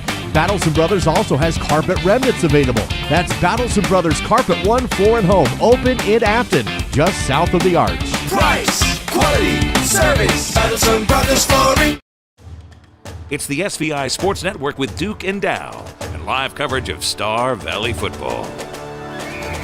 Coming out of the Star Valley timeout, Braves thought they had a touchdown. It was taken off the board due to a holding penalty, and then a tackle for loss on the next play, and it's 2nd and 24 instead of a touchdown. That one looked like a broken play. Not quite sure what was supposed to happen here, but it didn't. Here's that play you were talking about, Duke, the aforementioned touchdown that wasn't. That was a 26-yarder. It was called back. So now the Braves facing 2nd and long, 2nd and 23. They got to get all the way down to the 17. That was the first timeout taken in the half by Coach Young. 33 seconds remains before halftime. Star Valley ahead 20-6. McClure in the shotgun, looks to throw, steps up, ran, eludes the sack, now throws it away, intercepted. On the run is Eli Patterson. I don't think they're going to catch him. Nope. Eli to the 40. He's being chased down by Cooper, but he can't get him. 10, 5. It's a pick 6 for Eli Patterson. And instead of a Star Valley touchdown, Patterson back the other way with 19 seconds to go before halftime, and the Bison right back in the game. Huge pick 6 for Eli. Just not a good decision to throw that when he was going down. Sometimes that's the best plays, to just go down. And Eli Patterson, oh my goodness, this is like stealing right here. By himself, full head of steam. You're not going to catch him. And the Bison hanging around. Star Valley had a 3-touchdown lead. That's been erased here late in the second quarter after the pick 6. BAT is good. It's a 1-touchdown game. 20-13 Braves on the SVI Sports Network.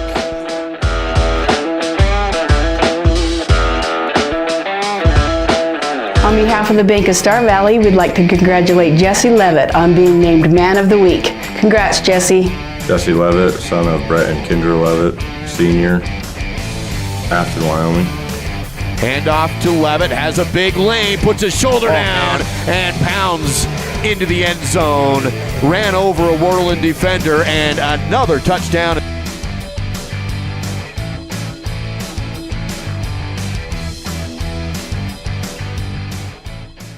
We at Miles CPA love cheering on our Star Valley Braves in all their activities, from the performing arts to music, speech and debate, vocational clubs, athletics, and all other activities in which our local students participate. In fact, JR at Miles CPA was once a Skills USA leader himself. This is JR with Miles CPA from both the Afton and Alpine offices.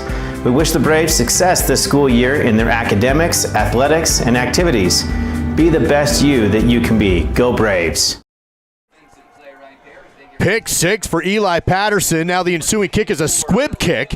Goes right into the hands of Damian Burgess, who just grabs it and falls down. Great job by Damian to hold on to that and just go down. Well, one, you want to just have possession of the ball. Two, he probably saved the team about 20 yards in field position. And the Braves with 2 timeouts, Duke, and 17 seconds to work with. We'll see if they can get any points. They do have a great kicker in Christoph Bueller, but right now all the momentum on the side of the Bison after that pick 6 from Eli Patterson. Braves are up 20-0, and now all of a sudden a big play at the sideline on offense. And the pick 6, and Buffalo's in this. They trail 20-13. McClure will throw, looks to his right, the comeback route, caught on the sideline and stepping out of bounds. That will be a first down for Bryson Neild inside Bison territory to the 46-yard line. So do you remember when I said it looked like it wasn't coming out of his arm real fast? I take that back. That was a bullet. 1st and 10, clock stopped at 12.9. Young still has 2 timeouts in his pocket if he needs them. McClure in the shotgun. Braves trying to get points before halftime with a 1-touchdown lead. Same route and caught by Merritt and brought down at the 30. Timeout will be called. That pass was behind Porter Merritt. That looked like it might be another pick 6, but Merritt stopped, spun, reached out, and somehow pulled that one in. And picks up 15 yards or 6 seconds left.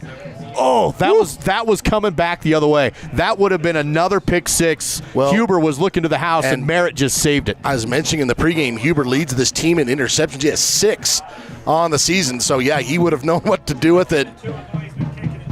That was a huge catch for Merritt because we about had a tie ball game. And with the time being as it is, Duke, you may just see a field goal attempt here. 6 seconds remains. The ball spotted right at the 30-yard line. Coach Young does have 1 timeout left, but just 6 seconds.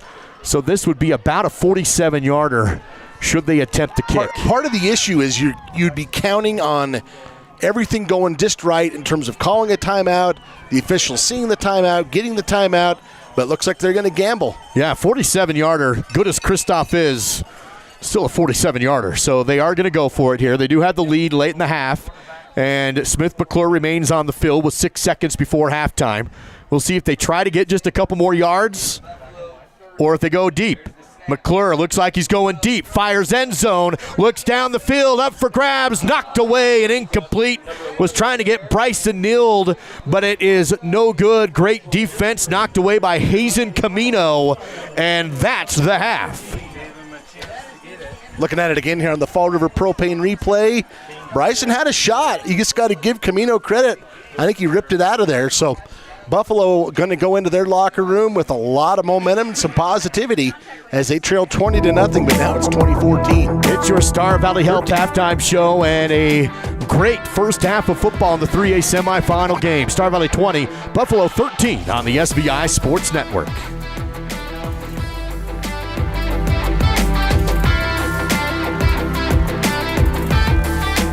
Down at the creek, Swift Creek Trading, that is.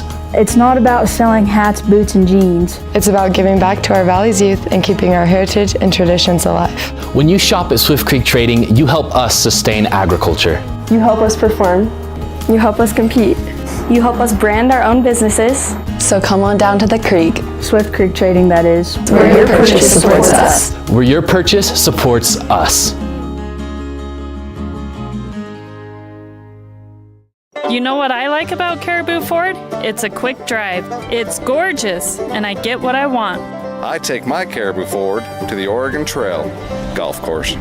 You know what I like about my Caribou Ford? I can check out inventory online before I go. Now that's service. You know what I like about my Caribou Ford? Satisfaction. We're Caribou Ford with top awards in the region for customer satisfaction because we're still keeping it simple in Soda Springs.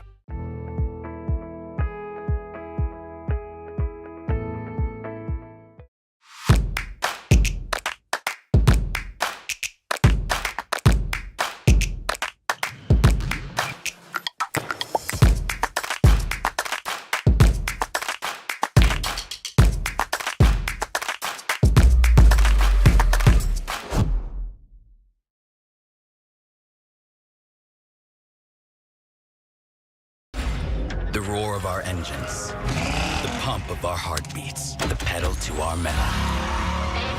The sparks that ignite us, the pistons that push us, the passions that drive us.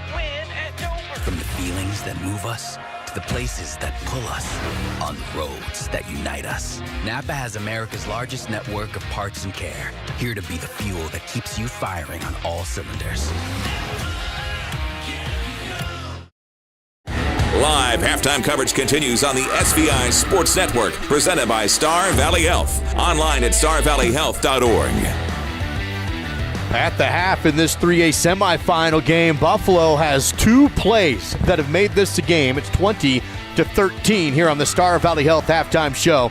Advanced, local, personalized. Visit starvalleyhealth.org. That is starvalleyhealth.org. In Dallas, that's it. 2 plays. The big touchdown catch up the sideline for 60 yards for Buffalo, and then that pick 6, and that's the game right now. Well, up to about 3 minutes left in the half, the Braves led this 20-0, and they were out gaining the Bison about 250 yards to 20.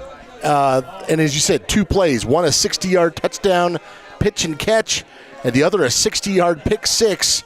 And on the scoreboard, it's a ball game. And that being said, Star Valley's still up 20-13. They are, but yeah, this goes to show you though how quickly things can change. Basically 3 plays, and this game is right back in the thick of things. Let's take a look at that score deep in the numbers. Here are your Battleson Brothers Flooring Carpet One battle stats. Well, first for the Buffalo Bison, Eli Patterson, 4 of 8 for 71 yards and a touchdown. Doing that damage was Bryce Camino, number 9, 1 catch, 60 yards, touchdown.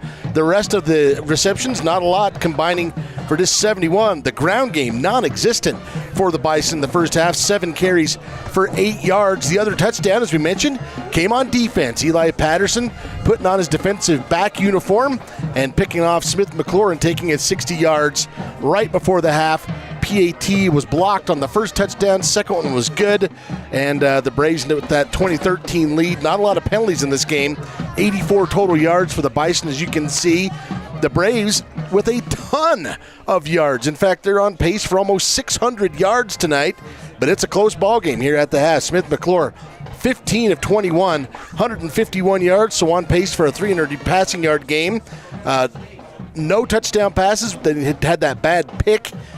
Leading the way through the air, he did have a touchdown pass. I apologize. Simon Gaskell, 3 catches, 42 yards, and a touchdown.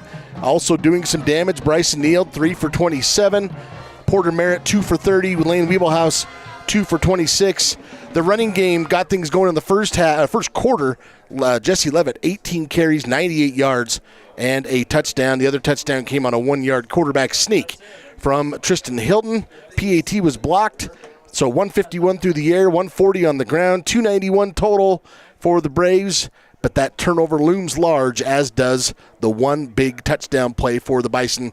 Got ourselves a ball game at the half. We'll see what happens in the second half as these two teams talk it over in the locker room. Battleson Brothers Carpet One Floor and Home battle stats. Quality, price, service. Located in Afton, just south of the Elkhorn Arch. That's Battleson Brothers Flooring with the score at 20-13. Star Valley on top of Buffalo in the half in this 3A semifinal game. Dal, how about the trivia question? First person to text in the correct answer will win a couples combo to Salt River Cinema in Afton. Use the phone number 307-203-4637. And our question is, how many players for Star Valley have thrown a touchdown pass so far this season? How many? coming into this weekend. As you mentioned, Duke, use the text-in number 307-203-4637. The first person with the correct answer will win themselves a couples combo from Salt River Cinema and Star Valley Station. All part of the Star Valley Health halftime show, where the Braves lead the Bison by a score of 20-13 on the SVI Sports Network.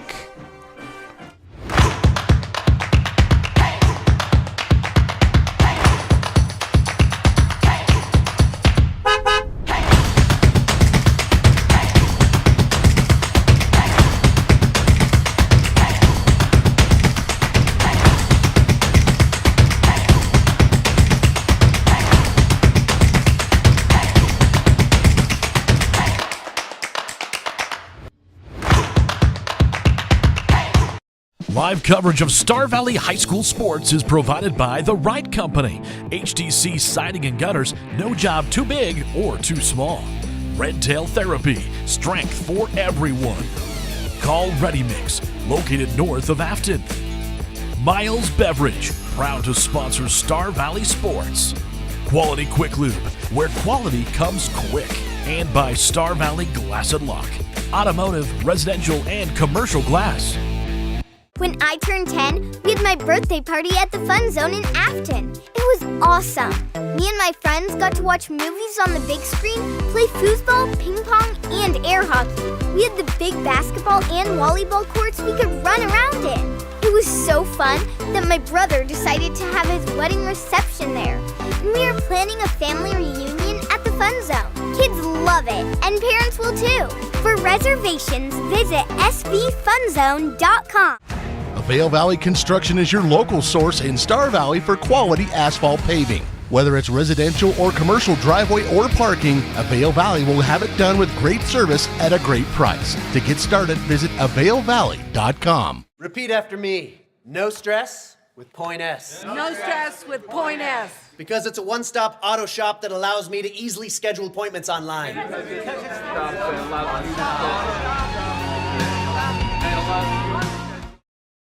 This is the Star Valley Health Halftime Show, live on the SVI Sports Network. Healthcare how it's meant to be. Advanced, local, personalized. Online at starvalleyhealth.org. Live on SVI Media, Swift 98, the NFHS Network, and it's all part of the SVI Sports Network. This is your Star Valley Health Halftime Show. Download the new MyChart app to securely and conveniently manage your health care. Visit starvalleyhealth.org for details. Duke and Dow with you here in studio. Your halftime score, Braves up by 7 right now, 20-13. Bridger Wolfley had the chance to catch up with Coach McKay Young heading into the locker room.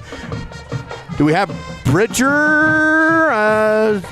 We don't have a camera out for Bridger. We're 0 for 2 the last here in the playoffs on getting Bridger on. So let's send it out to Jake Hibbard. Jake, highlights from some other games going on this week. Take it away from the Hibbard studio. Yeah, thank you so much. Well, we'll start off with a touchdown for Sheridan. I don't have it. It just happened. Check it out. Yeah, no, the NFHS Network, we appreciate the video. It's just a little tough getting that archive. But Sheridan has just kicked off, taken the first drive of the game, down for a score. They lead it 6-0. So that is your update in the first of 2 4A playoff games that we have going on. The second one, Natrona County and Cheyenne East. That'll be 1 o'clock tomorrow at Saturday. Let's go ahead and take a look at some highlights for the games that we had happening earlier today. Mountain View starting things off a little disappointing as the number 1 Buffaloes. Well, disappointing for the Bridger Valley fans hoping to have an all Bridger Valley championship. Looks like we won't have anything going that way as it was all going for Torrington early on. A 6-0 lead. That first play you saw was a big run that led to the cap off. And then Torrington went off 13-0 with another running touchdown into the end zone. Now we have a quarterback keeper, a nice little option into the end zone for Mountain View. That gave them a 1-touchdown game. Now, I said earlier it was never really close. The game was within a couple of scores, even as close as 1 point. You know they've got a good kicker going into the half. That made it 12-9. The game got as close as 12-13, but that was the final punch away at a 19-12 score Torrington runs it in one more time. They take it 25-19. They're into the state title. And Bighorn and Lyman squaring off in the other two-way matchup. Lyman struck first, 6-0.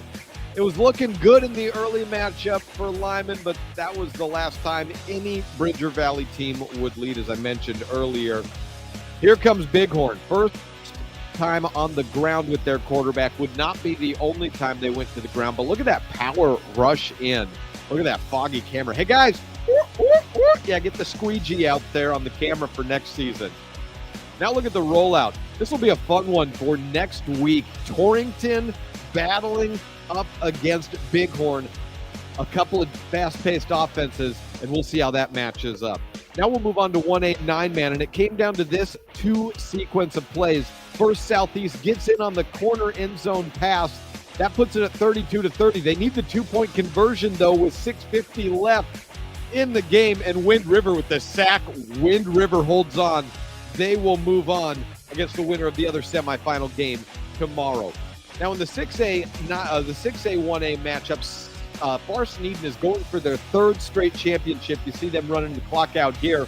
They scored the final 34 points. Now this one's a little bit tongue-in-cheek here, folks, but it also is informational. Burlington 80, Encampment 73. Why is it an empty field? Well, the archive is gone. It's gone missing, but that's the final. So now we move on to showing you just a little bit of the early highlights to that Sheridan Thunder Basin drive where Sheridan takes it down the field for the score. Guys, like I said, touchdown there. Let me take a look at our latest scoreboard. It is, hey, scoreboard update. It says 0-0. 9:13 left in the first quarter, but Sheridan has scored. Extra point efforting, folks, efforting. Back to you. We appreciate you sticking with us. And hey, Buffalo, oh boy, watch out. It looks like we've got a big second half in store. A good one. Let's go Star Valley. See you then. Good as always, Jake, from the Hibbard studio. The update on what's happening. Maybe that Sheridan scoreboard needs a squeegee too. Maybe that's what's going on. It's this game, 20-13 between Star Valley and Buffalo, and we do have Bridger Wolfley on the sidelines. He caught up with Coach McKay Young heading into the locker room. Here's Bridger with the Miles CPA sideline report. Welcome back, football fans, to the second half of your playoff game tonight. We are here on the field live with the Buffalo Bison and the Star Valley Braves as they get ready to take each other on in the second half of tonight's game to see who is going to take that next step towards playing in the state championship. I was able to catch Coach McKay Young as he went into the locker room with the boys and asked him if there was anything they're going to be focusing on in the second half or during the third and fourth quarter. And he said, in his exact words, just keep doing what we're doing. So hopefully the boys can keep doing what they're doing and hopefully take home a win tonight. I'm your Miles CPA sideline broadcaster, Bridger Wolfley, and we'll be back for your post-game interview later tonight with Coach McKay Young himself and the star players. Back up to you, Duke. Thank you, Bridger Wolfley, with the Miles CPA sideline report. Both teams on the field doing the warm-ups before we kick off the second half of play. Now do we have an answer and a winner for the trivia question, and from Salt River Cinema. Well, the question was, how many players coming into the weekend have thrown a touchdown pass for the Braves this season? And the answer is 4. Smith McClure, he's now thrown 8 with 1 tonight. Tristan Hilton has 7. Cooper Lancaster has 1. And Phoenix Hovey threw 1 last week. So the answer is 4. Do we have a winner? That we do. The first correct answer, phone number ends in 6253. 6253. If you said 4, congratulations. You just won that couples combo from Salt River Cinema in Afton. We'll have that gift certificate next week at SVI. You can stop by and pick it up at that time. Let's take a 1-minute break. We'll have the keys to the game and kickoff in the second half when we come back on SVI.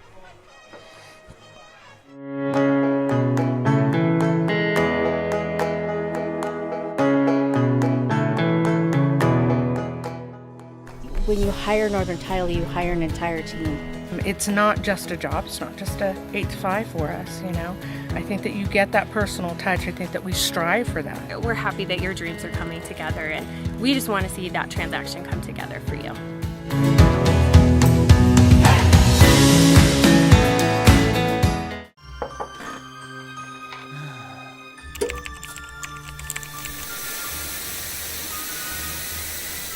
This fall, don't let your internet haunt you. Summon the Home Zone app with Experience IQ and unmask who's haunting your service. Protect all your devices this Halloween season with Home Zone, only at Silver Star.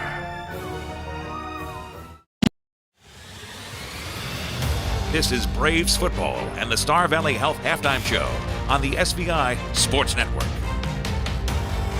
Just about to wrap up our Star Valley Health halftime coverage. Dal, how the Braves done so far with the Rocky Mountain Yeti Afton keys to the game? Well, still some work to do on key number 1, finding number 16. There you can see Eli Patterson scooting in for a defensive touchdown. He threw for a touchdown pass as well in that first half, so still work to do there. Key number 2, be aware of Huber. He almost had a pick in that first half. He leads this Bison team with 6 of them. Win the trenches. I think the Braves have absolutely done that. And remember, there is no tomorrow. That one's going to be even bigger this second half. And Duke, been a bit of a fracas since we took our last break. Yeah, so that's the Rocky Mountain Yeti Afton keys to the game. Legend driven. Visit RockyMountainYeti.group. So one thing we missed during the break we weren't quite expecting. The Buffalo team rushed the middle of the field and were celebrating on the SV. The Star Valley players rushed out there with them, and it looked like there was about to be a brawl. The officials ran in. There was a flag. Pushed everyone to the side, and yes, there was a flag. And the officials are meeting right now to discuss that. There's going to be a dead ball personal foul against the Braves, a dead ball personal foul against the Bison, so that's going to offset, and we're just going to kick off the second half as if nothing happened. But when it concluded, Buffalo was fired up, but then Star Valley came and fired up their sideline and the whole stands, and a little excitement here to start off the second half. Well, if people were feeling a little complacent heading into the third quarter, that's gone now. There's some adrenaline, there's some juice. The juice flowing to start the third. Star Valley owned that first half with the exception of a big play up the sideline on offense by the Bison, a big touchdown catch, and then a pick 6 as well, and it's 20-13. Buffalo kicks off, fielded by Colgren at the 5. Works up the sideline to the 20. Colgren to the 30 and ridden out of bounds near the 34-yard line. He almost broke it, and players still jawing a little bit out on the field. Now they run away, and it's going to be 1st and 10 for the Braves. Good field position here for Star Valley. Bailey deciding to reverse it there. As you mentioned, Duke had a good seam to work with before he's pushed out of bounds by number 14, A.J. Ramirez. Star Valley will set up shop here at the 33-yard line. Boy, everybody fired up and even a little on edge right now after what just happened at midfield. 1st and 10 for the Braves. Pitch back to Levitt, who had a big first half. Levitt puts his shoulder down and drives ahead to the 40-yard line for a pickup of 7 or even 8 on the first down carry.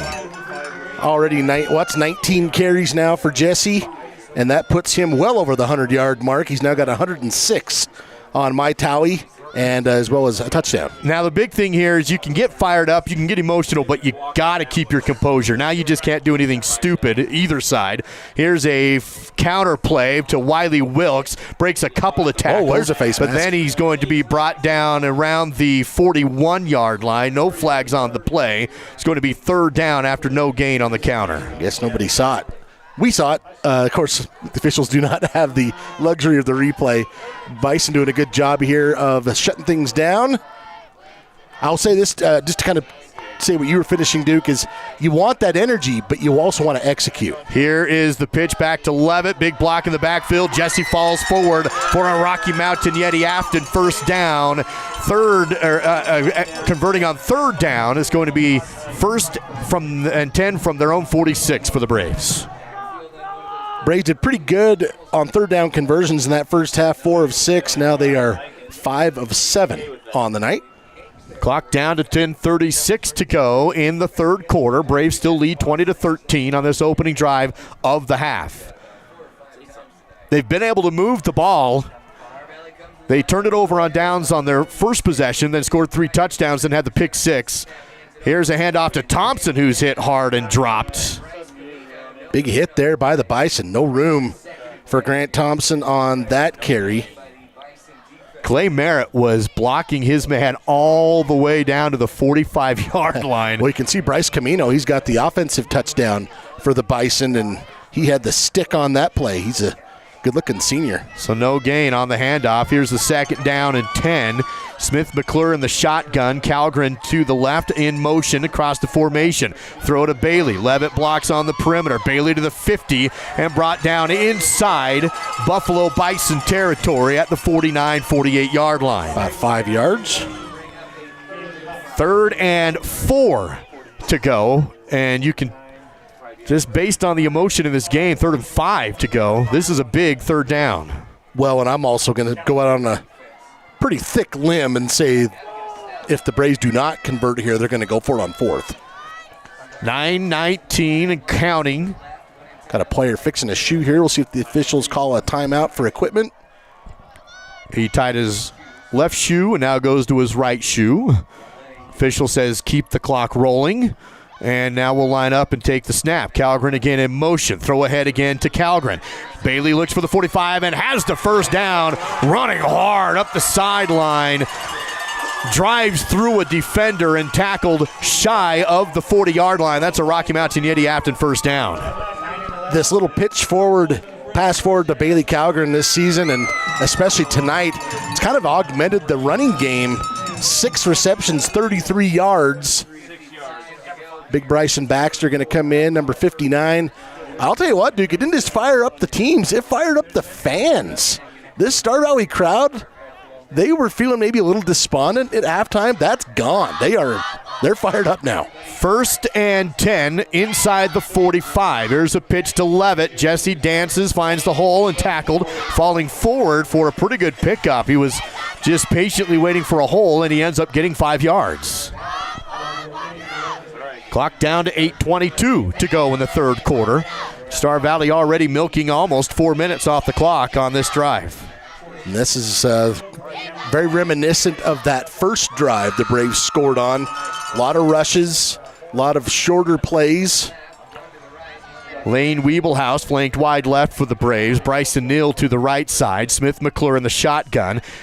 And fakes the handoff. Smith will keep it, eludes the tacklers and keeps running. 30 and inside the 30. Smith McClure, a handful of broken tackles, and that's a Rocky Mountain Yeti Afton 1st down. And he might be getting a talking to from that last official. He handed him the ball, but he was also making the 1st down symbol. I don't know if the official said, hey, don't be doing that, son, but we'll see what happens here. It's going to be ball spotted at the 27-yard line. There is a penalty against Buffalo on the play. So that's going to add to the end of the run. I was going to say it looked like they got a face mask, but here's a look on the replay. I guess the last, right there. So that, oh boy, even kind of pulled it partially way off. So that puts Star Valley inside the Riverside Dental red zone. The penalty pushes the ball all the way down to the 13-yard line. Braves looking to take back a 2-touchdown lead, leading by 7. Smith McClure, another quarterback keeper, follows his blocker, has a hold of the 5, tackled just shy of the goal line. It's going to be 1st and goal after another Rocky Mountain Yeti Afton 1st down. Ryan Talbot was the one who was plowing the way in the open field, and McClure just tucked in right behind him. I was just going to say, watch for number 70 here. Smith does a good job of finding him, cutting back. Terrific job there by Ryan Talbot. 1st and goal from inside the 2 of the Riverside Dental Crimson Zone. Braves look to retake a 2-touchdown lead. Big boy package. Tristan Hilton lost the football. He fumbled the ball on the snap. It's on the turf. No signal. Looks like Star Valley's going to keep it and dodge a huge bullet. Tristan did come up with it, but there was some nervousness there for about a second. Let's see if we can get another look at it here. I think it was just a missed exchange. That thing was sitting on the ground. I don't know if the Bison ever really had a real shot at it, but anytime that ball's on the ground, there's a lot of anxiety. They'll go back into the shotgun with McClure coming back into play. That's a loss of 2 on the missed exchange.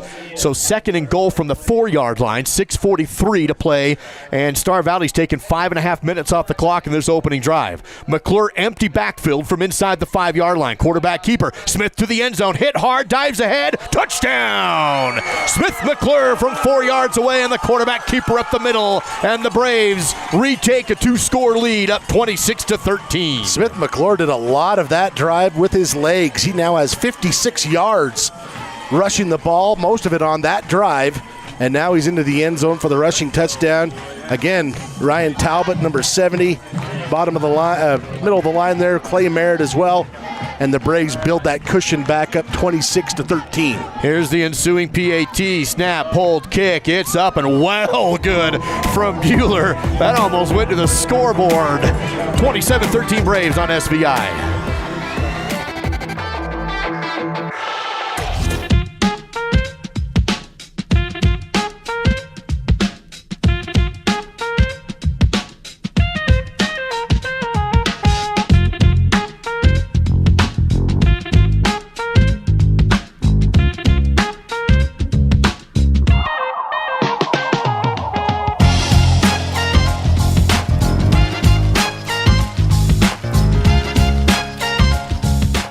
My name is Rod Jensen. I am the president and CEO of the Bank of Star Valley. I've had the great honor of holding that position for 26 years now. The best thing about working in a bank is helping people. It is the reason we exist. The local community bank went out of business, and a group of local citizens decided that Star Valley needed a community bank. They came together, we formed the bank with the focus of helping individuals, and that is what we get to do day in, day out. It's the SVI Sports Network with Duke and Dow and live coverage of Star Valley football. A lot of energy at Braves Field tonight between the Buffalo Bison and the Star Valley Braves, and Kristoff sends another one into the end zone, bounces up and over the crossbar, and another touchback for Kristoff Bueller. Aki got a little late activity here, far side flag. Don't know if there was a blindside hit. We'll see what the officials say. Yeah, Kristoff Bueller, he's sort of like, what's the guy that keeps saying, another one? What's that guy's name with the albums?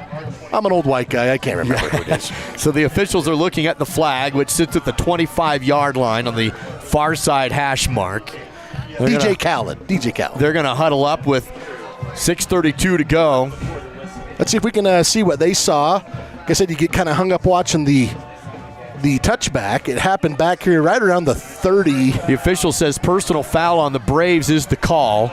So the touchback will be at the 20-yard line, and then they'll push that up to the 35 after the penalty. Third penalty on the Braves tonight, totaling 30 yards. It's interesting, Duke. There's not been a lot of penalties in this game, but the ones there have been have definitely juiced up both of these teams in the last 5 minutes. Back in the shotgun is Eli Patterson, the quarterback. A low snap, will hand off. No, he keeps it. He'll run ahead for a gain of just one on the quarterback keeper from Patterson. Grant Thompson all over that one, number 31. Puts his shoulder into the waist there of Eli Patterson. And you saw Eli when he had the ball on defense. You certainly don't want to see him get out in the open field. Grant Thompson making sure that didn't happen on that play. Second down and 9 to go. Buffalo trailing by 2 touchdowns, 6 minutes remaining in the third, 27-13. Here is Patterson, low snap, picks it up off the turf, pump fakes, now runs, and he'll be sacked. Brought down for a loss of 1 or 2 yards on the play. I believe that's Jesse Gibson, number 62, who grabbed him around the legs. He had some help coming along right after that, but that looked like Jesse to me who got it done. Yeah, Jesse Gibson in there first. So 3rd and 10 after the 1-yard loss, 5:27 to go. And it was all 3 and outs in the first half for the Buffalo offense, except for one possession, which was a 60-yard touchdown on a wide receiver screen play up the sideline. And they're looking at a 3rd and 10 here on this drive. This would be a 65 one, if you're wondering. Here's another player in at quarterback, and the pass is incomplete and no good. That was Adam McCorkle, who is in the backfield to take that snap. He comes in off the bench cold, throws a slant off the hands of his receiver and incomplete. And he was looking for Bryce Camino, the guy who had the 60-yard touchdown. And it wasn't a bad pass, just a little bit of mustard on it. And the Braves were there defensively. So another 3 and out from the Braves defense. Back to punt again are the Buffalo Bison. I wonder if Eli Patterson got hurt on that sack, because he's normally punting and he's not in right now either. So he missed that last play. Here's a big punt high up the side, and fair catch called for and made by Porter Merritt. had to go down to his knees to haul that one in.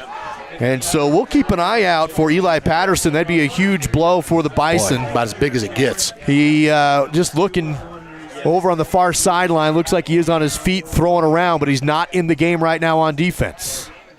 You know, as we mentioned, the pregame leads the team in rushing, passing, and defensive points. Oh, he's actually getting his left ankle taped, it looks like, is Patterson. So if you're the Bison, you can't afford to have him on the bench.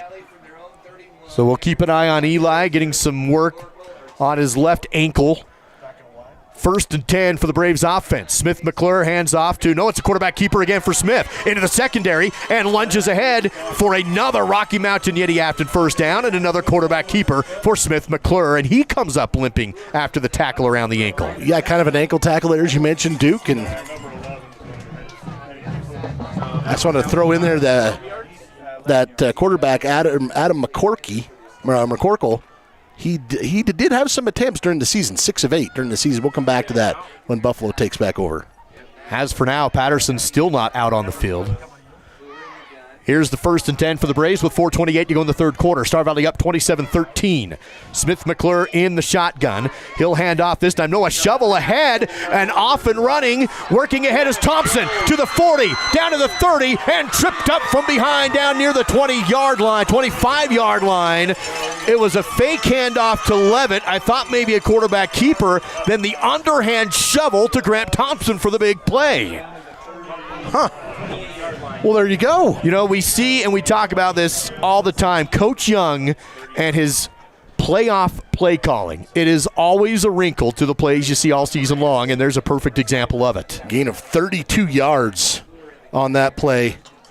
1st and 10 after the big run inside the 30-yard line of Buffalo territory. Play action. Throw center. Caught Simon inside the 15 and tackled shy of the 10. Another Rocky Mountain Yeti Afton first down. Gaskell another catch. And the Braves inside the Riverside Dental Crimson Zone. Gain of 17 more.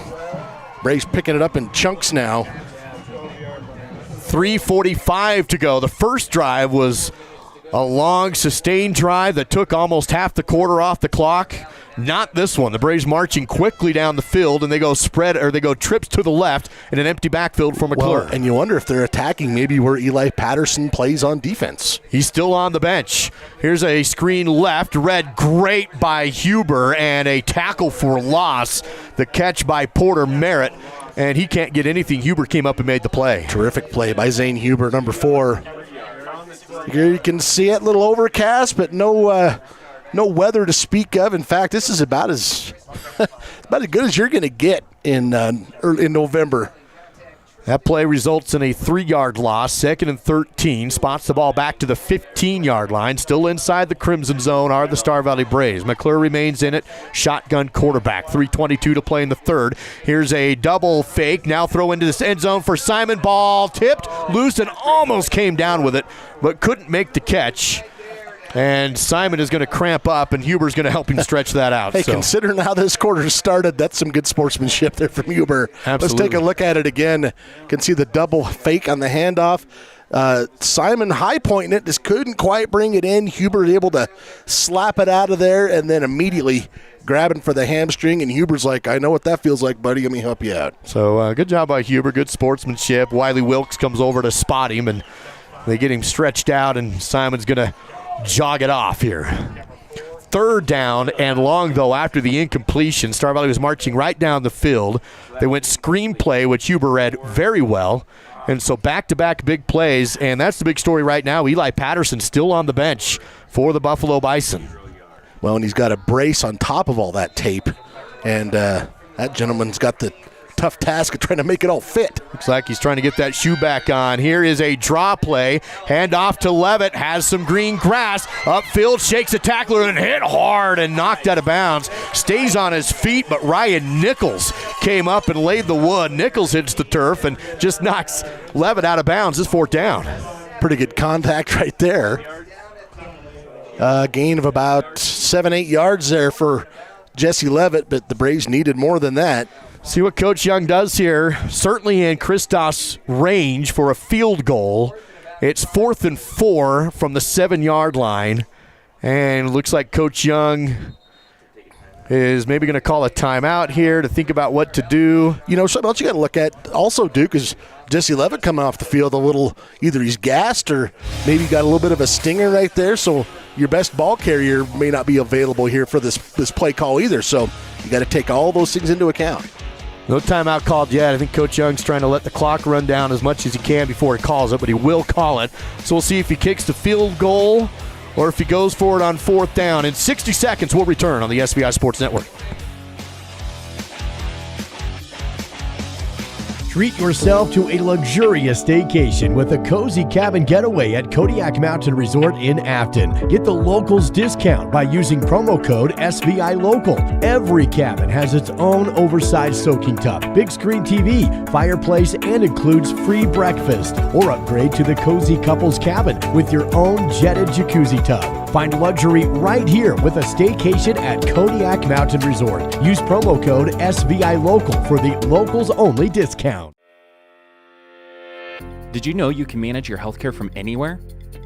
Whether you're at home, work, or on the go, our free MyChart patient portal makes it super simple to stay in the know and connected. You can request and manage appointments, renew your prescriptions, and view your test results. You can also message your care team right from MyChart. It's your healthcare all in one powerful patient portal. To sign up and get started, go to starvalleyhealth.org. Live coverage of Braves football continues now on the SVI Sports Network. Coach Young elects to go for the field goal attempt to try and make this a 3-possession game. He's up 14 with 2:12 to go, and out comes the sophomore Christoph Bueller. This would be about a 24-yard attempt, kicking from the left side hash mark. And you do have Cooper Lancaster there, number 1, if this is a trick. Waiting for the snap. Hard count. Buffalo run, but don't jump. Now still no snap. Cooper lays. Now he goes. Here's the kick. It's up, and that's going to have plenty of height, plenty of distance. That was good from a lot further than 24 yards. Braves take a 3-possession lead, up 30-13 on SVI. Christoph Bueller, good on the field goal.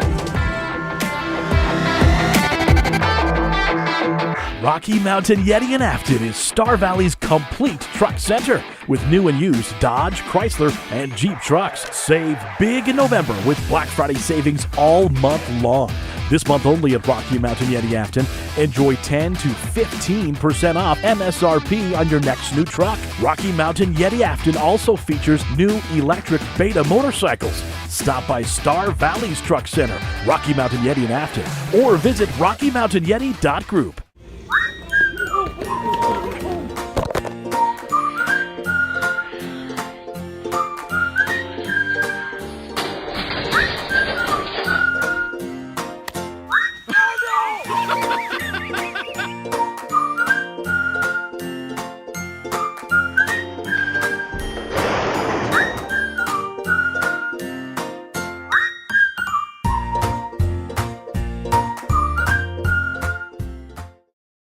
Kickoff fielded by Huber up to the 20. Shake and bake to the 25 and 30. Up the sideline and hurdles up near the 40-yard line. Nice return from Zane Huber. Let's send it out to Jake Hibbard. He has a game break for us on some other action tonight across the state. Jake, take it away. Well, I was a little cantankerous at half. It was 6-0. The kick was missed, but so was this kick. You see Gillette, Thunder Basin, punt, blocked. Sheridan returns it all the way inside their 30. They go on to score, get the 2-point conversion. Sheridan is up 14-0. Back to you guys. Thank you, Jake. Buffalo Bison offense back on the field. And again, outside the one play, they've had nothing but 3 and outs tonight. Good news for Buffalo is number 16 is back in the game. But here's a handoff and a big run and a big hit across the 50. The handoff to Cohen Gossard. And he has a big first down, but he pays for it inside Braves territory. And I think that's actually going to be a reception. That's a little dump pass here from Patterson. You can see the run. And the big hit from Lane Wiebelhaus is who made the big hit. But it is a first down for the Bison. 1:38 to play, and the Bison back up to the line of scrimmage in the shotgun. And again, Eli Patterson back in the game. He fires into the slot and caught. Almost broken up by Porter Merritt, but a nice pitch and catch to Zane Huber. It was a dart. Well, and if you look at Eli Patterson, I don't know that he's necessarily able to put all of his grunt into this with that leg so heavily taped, but when you got an arm, you don't have to do that. Gain of 7 on the reception inside Braves territory up to the 41-yard line. 1:05 to go in the third quarter. Star Valley up 30-13. Misdirection handoff in the backfield to Hammond, and Will Hammond will go ahead near the first down inside the 40-yard line. See where they spot this, and it will be a first down up to the 38-yard line. Couple of conversions here for the Bison. Those were unheard of in the first half, and then they just strung a couple of them together here back-to-back. 1st and 10 in this semifinal game. Again, the winner goes to the state championship game in Laramie next week. Here's a swing play out to Camino again. This time he's not getting the sideline. He's tackled around the ankles by Jaden Crook for a 1-yard gain. That was the play that, as you mentioned, Duke, resulted in a 60-yard touchdown near the end of the first half. This time Jaden Crook comes up, and it's a gain of 1. 2nd down and 9. Ball spotted on the Star Valley 37-yard line. 15 seconds to go. Can you say enough about Jaden Crook being out there? He's had some big contact plays tonight. I don't know if I would be as brave as him with having the injury that he had. Last play of the quarter, 2nd and 9. Eli Patterson he does get it off just in time. Under pressure, throws the screen, caught around his knees, and whipped down inside the 30. Great catch from Cohen Gassard. End of the third, back in 60 on the SVI Sports Network. Risk takers, adventure seekers, optimists, authentic people with the fire in their belly and greatness in their hearts. You'll find them here, in a place where the spirit of the cowboy lives and thrives. I am a cowboy. I am a cowboy. Soy vaquera. The world needs more cowboys.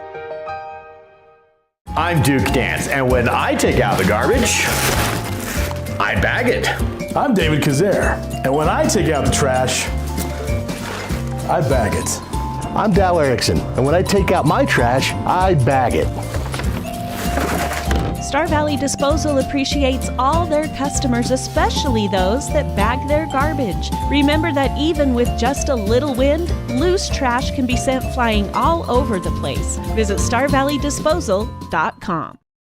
Live coverage of Braves football continues now on the SVI Sports Network.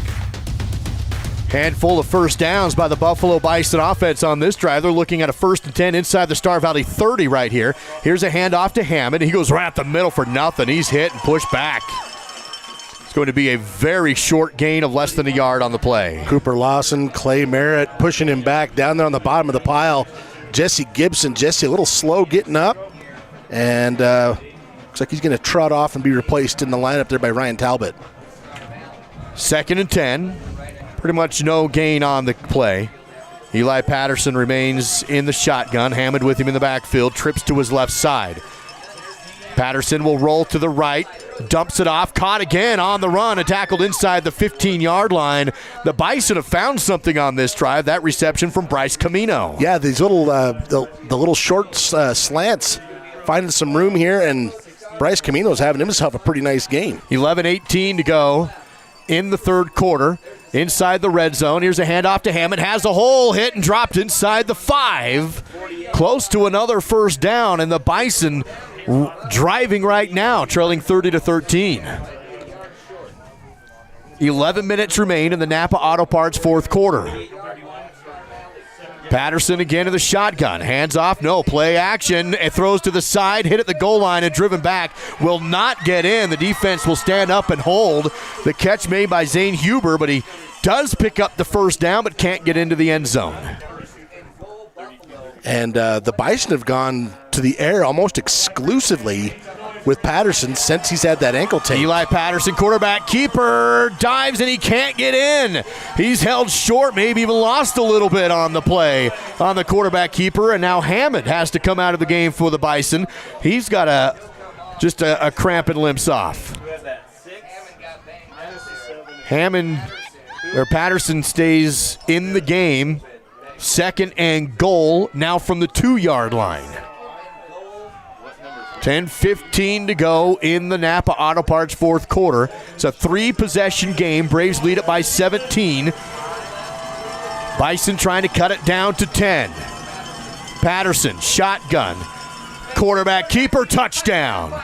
Faked a handoff to Tommy Wonka and took it in across the goal line. And we're down to an 11-point game. 10 minutes remains, and it's 30-19. Well, he said that Eli Patterson does a little everything for the Bison. He has a passing touchdown. He has a defensive touchdown. And now he's got a rushing touchdown, 2 yards out for the trifecta. Here's a big PAT to make it a 10-point game. Snap, hold, and is almost blocked, but does get through. No, it's outside the upright. Missed PAT. That's a big one because it keeps it at an 11-point game. 30-19 Braves on SVI.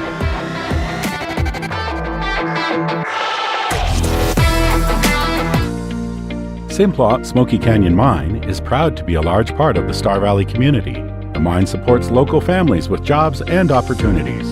Smoky Canyon Mine is a major supporter of community projects. Not to mention the phosphate ore that comes from the mine helps farmers and ranchers around the nation put high-quality products on your kitchen table. Simplot Smoky Canyon Mine, bringing Earth's resources to life. To learn more, visit simplot.com.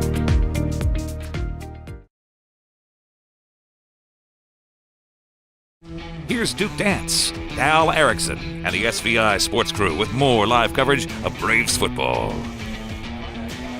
Touchdown for Buffalo coming from Eli Patterson on the quarterback run, but the PAT is missed wide right. And with 10 minutes to go in the fourth, it's 30-19. I don't know if it's making a huge difference, Duke, but it's still a 2-score game for the Bison. Ryan Nichols will kick it off. He's going to push it over to the right, and we'll go into the end zone for a touchback. Man, barely. Buffalo's got a long, strong tradition of soccer, so I know dang well they got some guys over there that can kick it. Here's this last drive. I think going just almost always to the passing game after Eli Patterson got his foot taped. I don't know what it is, but, man, I don't think he had an incomplete pass on that drive. That was the best drive of the night on offense for Buffalo. Got a game break from Jake Hibbert here as soon as we can take it. 10 minutes to go in the game. It's 30-19. And if you're the Braves, Duke, turnovers are kryptonite at this point. You cannot turn it over. Handoff. No, a quarterback keeper from Smith. Bounces to the outside. McClure breaks a tackle and pushed out of bounds across the 25-yard line. Smith picks up a pretty good chunk on the first down run of about 7 yards. Yeah, that'll put him up to 75 yards on the night. Smith did have a 118-yard game back in the early part of the season, so he's capable running the ball, but this has been his best outing since then. 2nd and 3 after the run. And right now, Star Valley just wants to take time off the clock. Hilton in the game. Pitch back to Levitt. Puts his shoulder down and gets a yard, maybe 2, before he stood up and pushed backward. They do get him forward progress up to about the 38-yard line for a 1-yard gain. Maybe even 2 yards. 3rd and 1 to come. Eli Patterson and Ryan Nicholas in there on that stop. Big 3rd and 1 here for the Braves. Clock continues to roll down to 9:28 remaining in our Napa Auto Parts fourth quarter. So far tonight, the Braves 6 of 9 on 3rd down. Here's a pitch to Levitt. Wrapped up and brought down, but he does spin and fall forward. He will get across the 30-yard line, and enough for a Rocky Mountain Yeti Afton first down. And Cam Johnson, number 7. I mean, Levitt moves the chains, but Johnson came in across the ball, and I think Jesse was probably thinking he was going to want to get more yardage, but I think he kind of took all of his momentum and stopped it so he could secure the football, because I think Johnson was starting to pull that thing out. 9 minutes remains in the game. Star Valley up by 11. Trips to the right side in this 3A semifinal. Winner goes to Laramie for the state championship game next week. As you can see, the Smith's going to wait for the 10-second signal from the official. There it is. Takes the snap, pitches ahead to Wilkes. Wiley has some blockers, works across the 40, or across the 35 and tackled shy of the 40. And a nice pickup on first down for Wiley Wilkes. That was a shovel pass ahead to the tight end. Let's take a look at it again here on the Fall River Propane replay. They'll give Wiley 7 yards on the reception. 2nd and 3 to go in the game. Ball spotted up to the Star Valley 38-yard line. And Wiley's one of those guys very capable of getting 100 yards receiving or 100 yards rushing. He's done both of those things this year. 2nd down and 3 to go for the Braves offense. McClure all alone in the backfield shotgun. Quarterback keeper up the middle. McClure's hit and brought down really close to a first down. Took another hard shot, but he does move the chains of Rocky Mountain Yeti Afton first down. Yeah, Ryan Nicholas stuck his shoulder pad right in Smith's chest. Moves the chains, and Star Valley taking a lot of time again off the clock on this drive, down to 7:42 to play in our fourth quarter. Clock spotted at the Star Valley 42-yard line. McClure in the shotgun, Levitt to his left side hip. Colgren across the formation. Throw ahead to Bailey. Works across a couple blockers, follows some blockers across the 50. Bailey running hard again, and he almost gets 10 yards, about 9, maybe 9.5. And he just tucked in right behind 2 crimson jerseys and went for the ride. Very patient here. Got Cooper Lawson and that was Levitt. And Jesse Levitt out there blocking for him. Very patient. And then turning on some jets when he had the chance. Bailey tonight, 7 receptions, 42 yards. They will give him the forward progress for a 10-yard gain and a Rocky Mountain Yeti Afton first down inside Buffalo territory. Here's a counter play to Wilkes. Lost the football on the turf, and I think Buffalo has it. Bison have the football, and they do. The officials say it is Buffalo football. Wilkes couldn't handle it on the exchange, and the Bison have it inside Braves territory. Yeah, watch, say Wiley just about was able to pick this up, but that's loose, and that's number 5, Ryan Nicholas, I think. Eli Patterson, as you saw in the replay, poked the ball out from behind. And so Patterson makes another big play, forces the fumble, and Bison recover. Huge play. Just what the doctor ordered if you're Buffalo. The Bison still alive, down by 11 with 7 minutes remaining, and they get the turnover. Low snap again to Patterson. Has time, steps up, throws deep downfield. Man-to-man coverage up, and it's a fight. Do the Braves get a turnover? And they do. It's intercepted. Coming up with the football is Cash Lancaster. Star Valley football at the 10. What a catch from Cash as he went up and pulled it in before it hit the turf. Man, the football gods giveth and they taketh away. The Bison going deep here on first down. And we talked about Huber being the vacuum cleaner for the defense for the Bison. Well, that's Cash Lancaster for the Braves. He leads this team in interceptions. Sutton was the intended target, and it was man-to-man coverage. And Cash has had a season to remember in the defensive backfield. Another pick, and that one was well-timed for the Braves defense. I want to say that's his 6th interception of the season. Braves get the ball right back with under 7 minutes to go. Here's a quarterback keeper from Tristan Hilton, and he spins his way up across the 15-yard line, up to the 18-yard line. Nice pickup on first down for Hilton. Gain of 8 there for Tristan. Good news for him, he's now out of the negative yardage. 3 carries, 7 yards. He does have that rushing touchdown. Looks like he's going to come out here, and I believe I saw Cooper Lancaster coming in. Yep, number 1, the sophomore, will come in.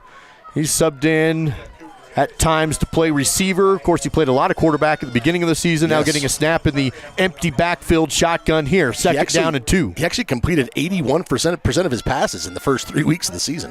He'll wait for the signal from the back judge to give him that 10-second count. Clock rolls down to 6 minutes to go.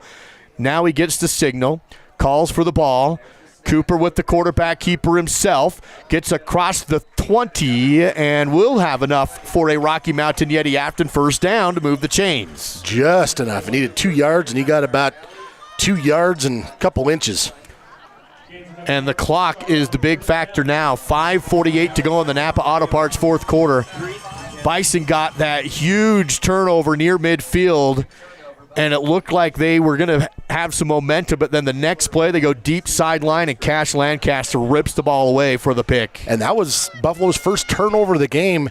Just before that, the fumble recovery put them +2 on takeaways, but gave it right back. Smith McClure back in to play quarterback. Hands off to Levitt. Jesse pushing ahead across the 25 to the 26, 27-yard line. 5:14 to go in the game, and that's a gain of about 6 or 7. Jesse now 24 carries, 132 yards, and a touchdown.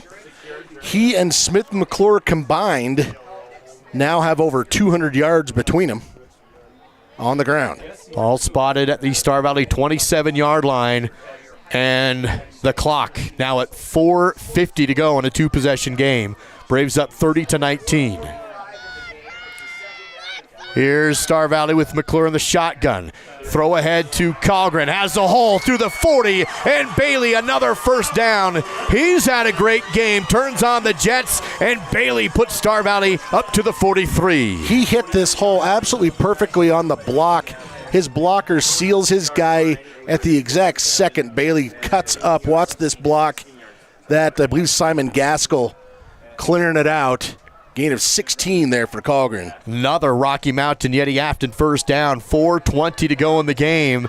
And Coach Hammond is going to have to start thinking about timeouts here pretty quick. He's down 2 possessions, and just 4:13 and counting remains. Tristan Hilton under center with split backs behind him. Hands off to the fullback. Working ahead is Grant Thompson, still working those feet across the 45, and he gets tackled near the 47. Tough running there from Grant Thompson. On the night, Grant, that was his 5th carry, and he now has 42 yards. As a team, the Braves, 47 carries, 270. Second down and 6, 3:38 to go. If anything, the Buffalo Bison have certainly come into Afton and fought tonight, but the clock really running down on them here with just 3.5 to go. Well, this second half has been a clinic on how to use the clock with the exception of the one turnover. Everybody up to the line of scrimmage. Here's a pitch to Levitt. Breaks through into the secondary. First down. Spins and brought down near the 40. Buffalo brought everybody into the box, trying to stop the run, and they could not. Star Valley pushes the ball ahead all the way up to the 40-yard line. Let's take a look at that there. Good clear-out block from Grant Thompson, and then Wiley Wilkes pushing his guy out of the way. Clay Merritt. They have been dominant all season long on the ground. 1st and 10 for Star Valley inside Buffalo territory with just 3 minutes now remaining in the game, and the Braves up by 11. Jesse Levitt's going to sleep well tonight, I'm telling you that. 25th carry of the night, 145 yards. From the Buffalo 40. Tristan Hilton under center.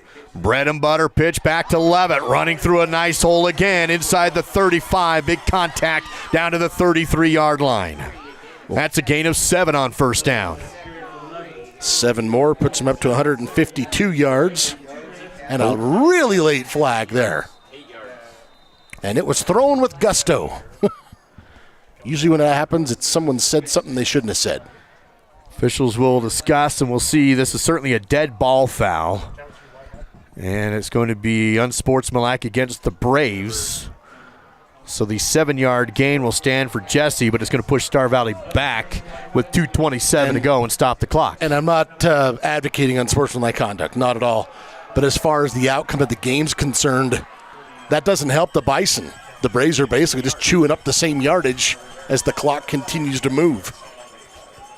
Clock at the 49-yard line. Well, it will move. Yeah, they'll spot it and start it. Down to 2:25.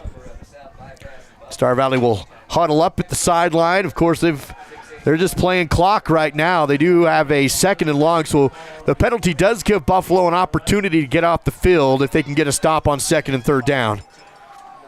Hilton under center in the I formation. Turn, pitch to Levitt. Gets through into the second level and tackled for a gain of about 4. And 2 minutes remains in the game, and I believe Buffalo has called the timeout, and they did. We'll take the timeout. Clock was rolling all the way down to 1:52, so we'll take a 30-second timeout. Be back after this on SVI. Hi, Lynn Call from Star Valley. Recently, I took my dog to Dances with Dogs with Carrie Dance. Before I took him, he was kind of a wild run-around dog. I couldn't take him in the house. Now, after spending 2 weeks with Carrie, I can bring him in the house, I can put him on plays, he'll stay there, he doesn't jump on people. If you have a dog that needs some training, that needs some behavioral training, take him or her to Carrie, because she can do an amazing job with them, and I would highly recommend Dances with Dogs. Fourth quarter coverage of Star Valley football is presented by Napa Auto Parts in Afton and in Thane. After the Buffalo timeout, they are going to put some more time on the clock. 2 minutes and 4 seconds remain, and 3rd and 15 here for the Braves. So Buffalo looking for a much-needed stop here on 3rd down. Of course, if Star Valley gets anywhere of 10-plus yards without a first down, they'll probably go for it on 4th. Well, they may anyway with the 2-possession lead and 2 minutes remaining. Just may opt to keep chewing up clock. Here's Bailey Calgren, and the catch on the pitch ahead. Looks for the edge, has a big block, puts his head down inside the 40, and will get down to the 39-yard line, so a gain of 6 to make it 4th and 9. Another quick timeout. We'll see what Star Valley does when we come back on SVI.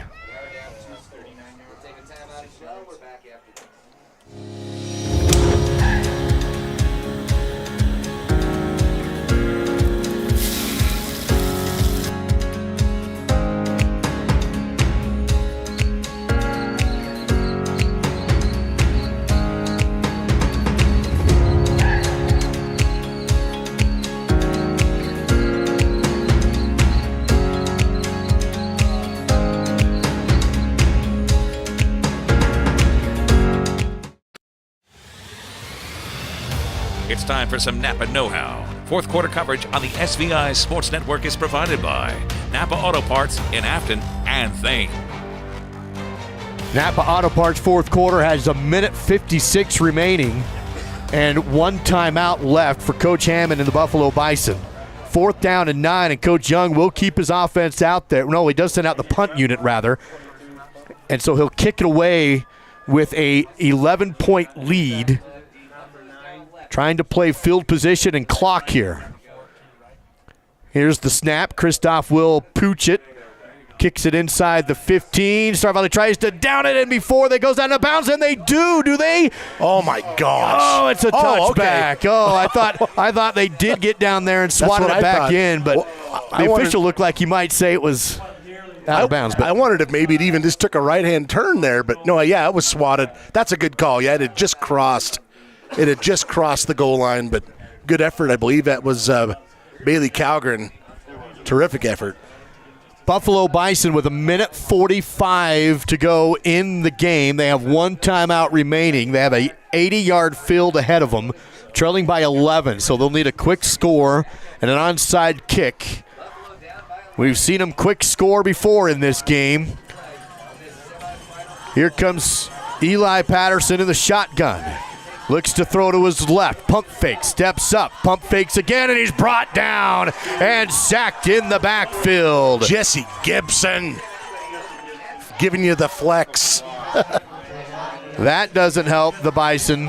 And no timeout taken with 1:26 to go. Buffalo's going to huddle up. And a lot of time ticking off the clock. Down to a minute 19 and rolling down to 17 and 16. Patterson in the shotgun. Will quarterback keep it and will be tackled near the 20-yard line. Short gain, actually even no gain on the play. Grant Thompson spinning him down. Grant's had a heck of a game. Still no timeout taken. And again, Buffalo's going to huddle up with 53 seconds remaining. Star Valley defense with a 3rd and 10 here and 45 seconds to go. Low snap. Patterson spins, rolls right, throws. It's caught for the first down. Tackled shy of the 35-yard line. That will stop the chains for a moment. Stop the clock for a moment. Cam Johnson on the reception. 38 seconds remains. Looks like they'll spike it. Snap, spike to stop the clock at 35 seconds. You still have 67 yards to go and trail by 11. Because of that blocked or the missed PAT after their last touchdown, you've got to go for a 2-point conversion to try and make it a 3-point game. And again, I'm a stat nerd, so I'm just looking at this sheet, Duke, and the Braves with 509 yards, the Bison with 151, and yet this game is competitive.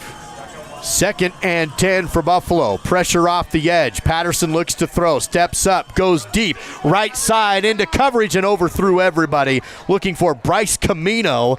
Camino did have a step on the defense, but the pass too far out in front and incomplete. Just a bit too far out in front. Patterson's done a good job passing the ball in the second half. Stops the clock at 29.6 on the incompletion. And again, Buffalo trailing by 11, 30-19.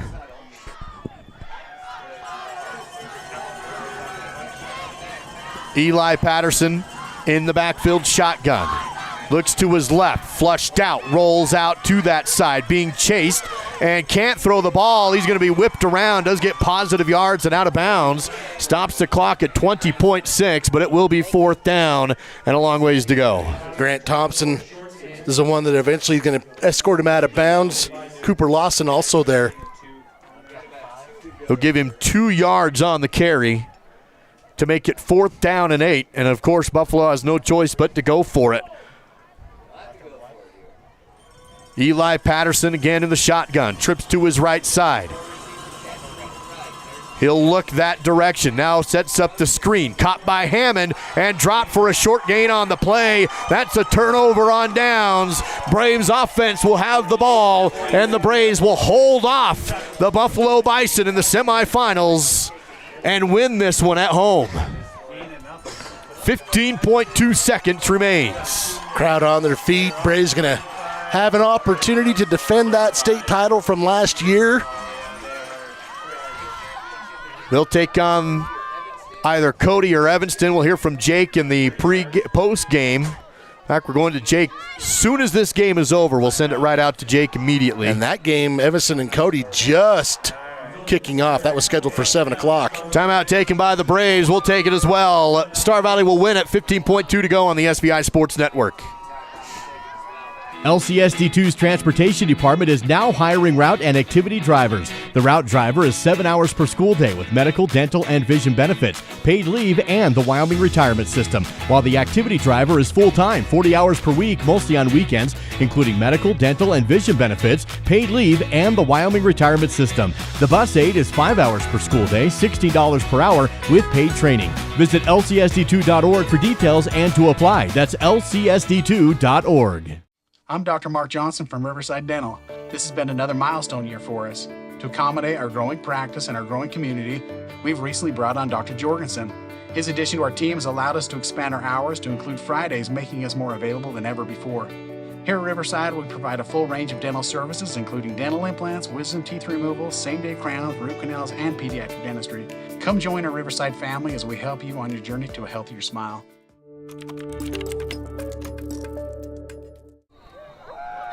Back after the Star Valley timeout, Braves will take a knee, and that's it. Clock will roll down to zeros, and Star Valley will celebrate a semifinal win against a tough, aggressive, and competitive Buffalo Bison team who came on the road. They made some big plays in this one, gave the defending state champs a scare and made them nervous, but in the end, Star Valley will win this one by a final score of 30-19. That's a cool moment right there, Duke. Respect there. A lot of Braves players coming over. They recognize what a gutsy effort Eli Patterson put out tonight and what a good season he's had. He's a senior, so his football career, at least as far as high school, is all done. But tell you what, when you've earned the respect of your opponent, that's pretty high praise. Silver Star Communications post-game coverage coming your way right now as Star Valley celebrates. Let's see how things are going around the state with the highlights tonight. Here's Jake from the Hibbert studio and the Silver Star post-game reports. I think I covered Eli Patterson maybe when he was like in an 8th grade track meet or something. Or maybe it was his older brother. Either way, what a performance. And man, Star Valley got a good test before they go into the championship next week. Now, let's give you a quick live look. Pardon the momentary enter into the void here, and then we'll get you a live look here at the Evanston Cody game. 6-0 already. Cody into the lead. It did not take long.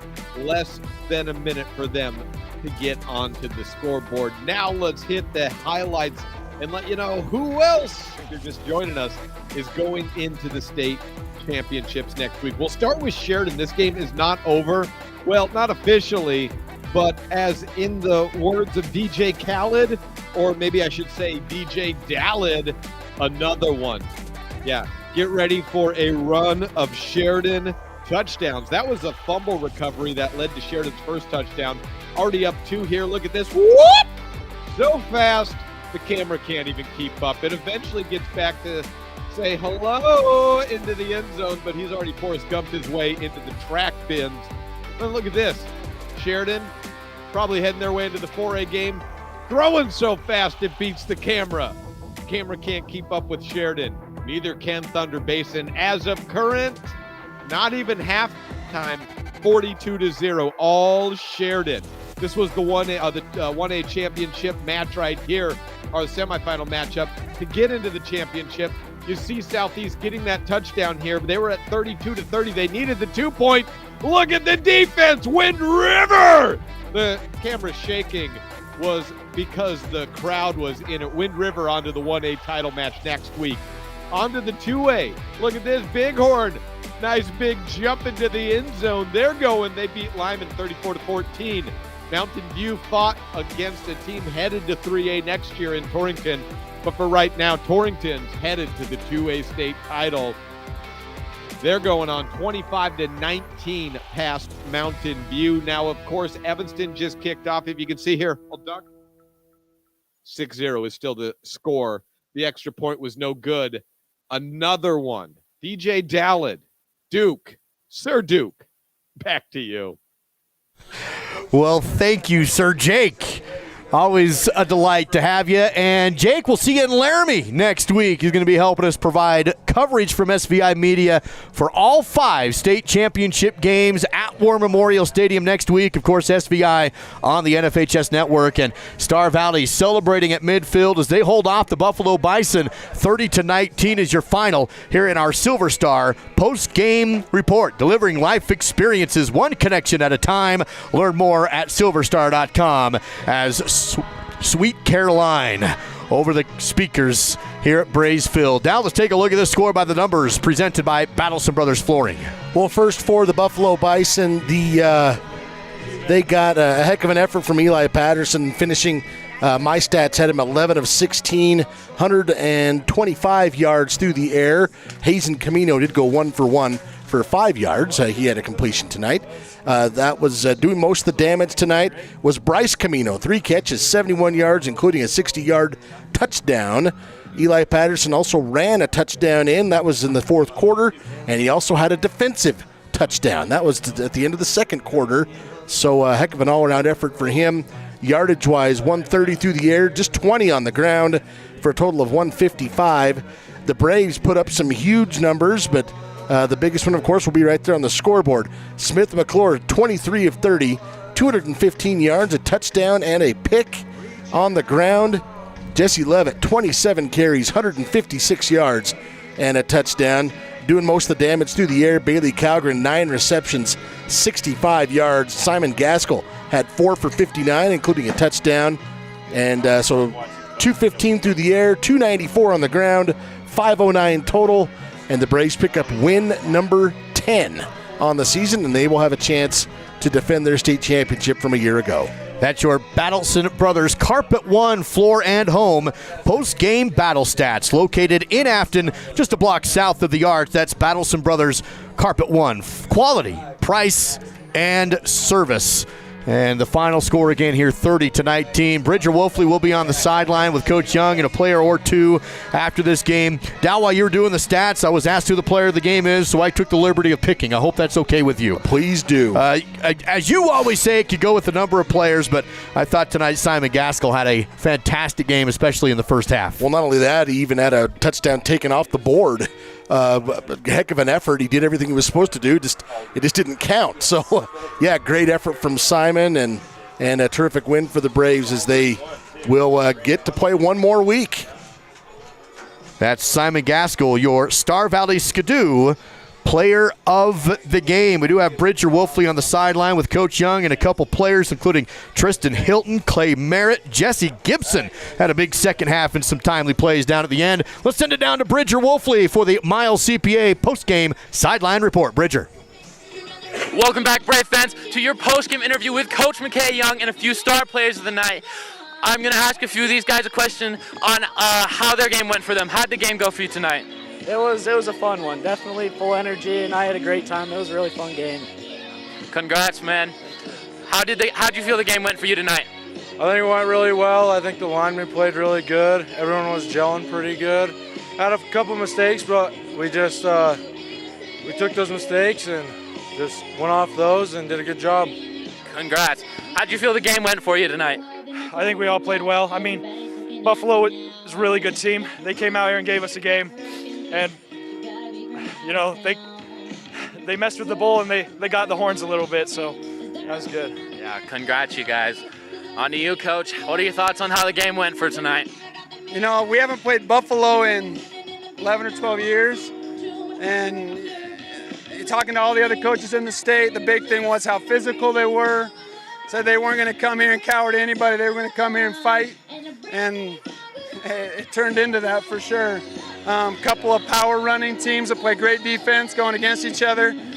Grateful for the way, you know, Jesse and Clay in the offensive and defensive lines I felt like did work. Tina leading the heavy package, Smith coming in and running the football. Obviously Jesse Levitt does a good job with the ball in his hands and a bunch of other guys, but just proud of these kids to face a little adversity. You know, first half didn't end the way that we would script it to end. But they came out and they responded with the second half. A line that we use a lot in our program is winners make it happen, losers let it happen. And this is a group of young men, they make it happen. They control their own destiny, and we expect to do that for another week. So we're excited for the chance to go to Laramie. Yeah. Is there anything that you guys are going to be focusing on at all when it comes to the state game? Just playing clean. You know, you heard from me multiple times today. We got to play good special teams. We got to take care of the football, and we got to stop the run. And that's how you win playoff games, and that's going to have to be the formula next week as well. Yeah.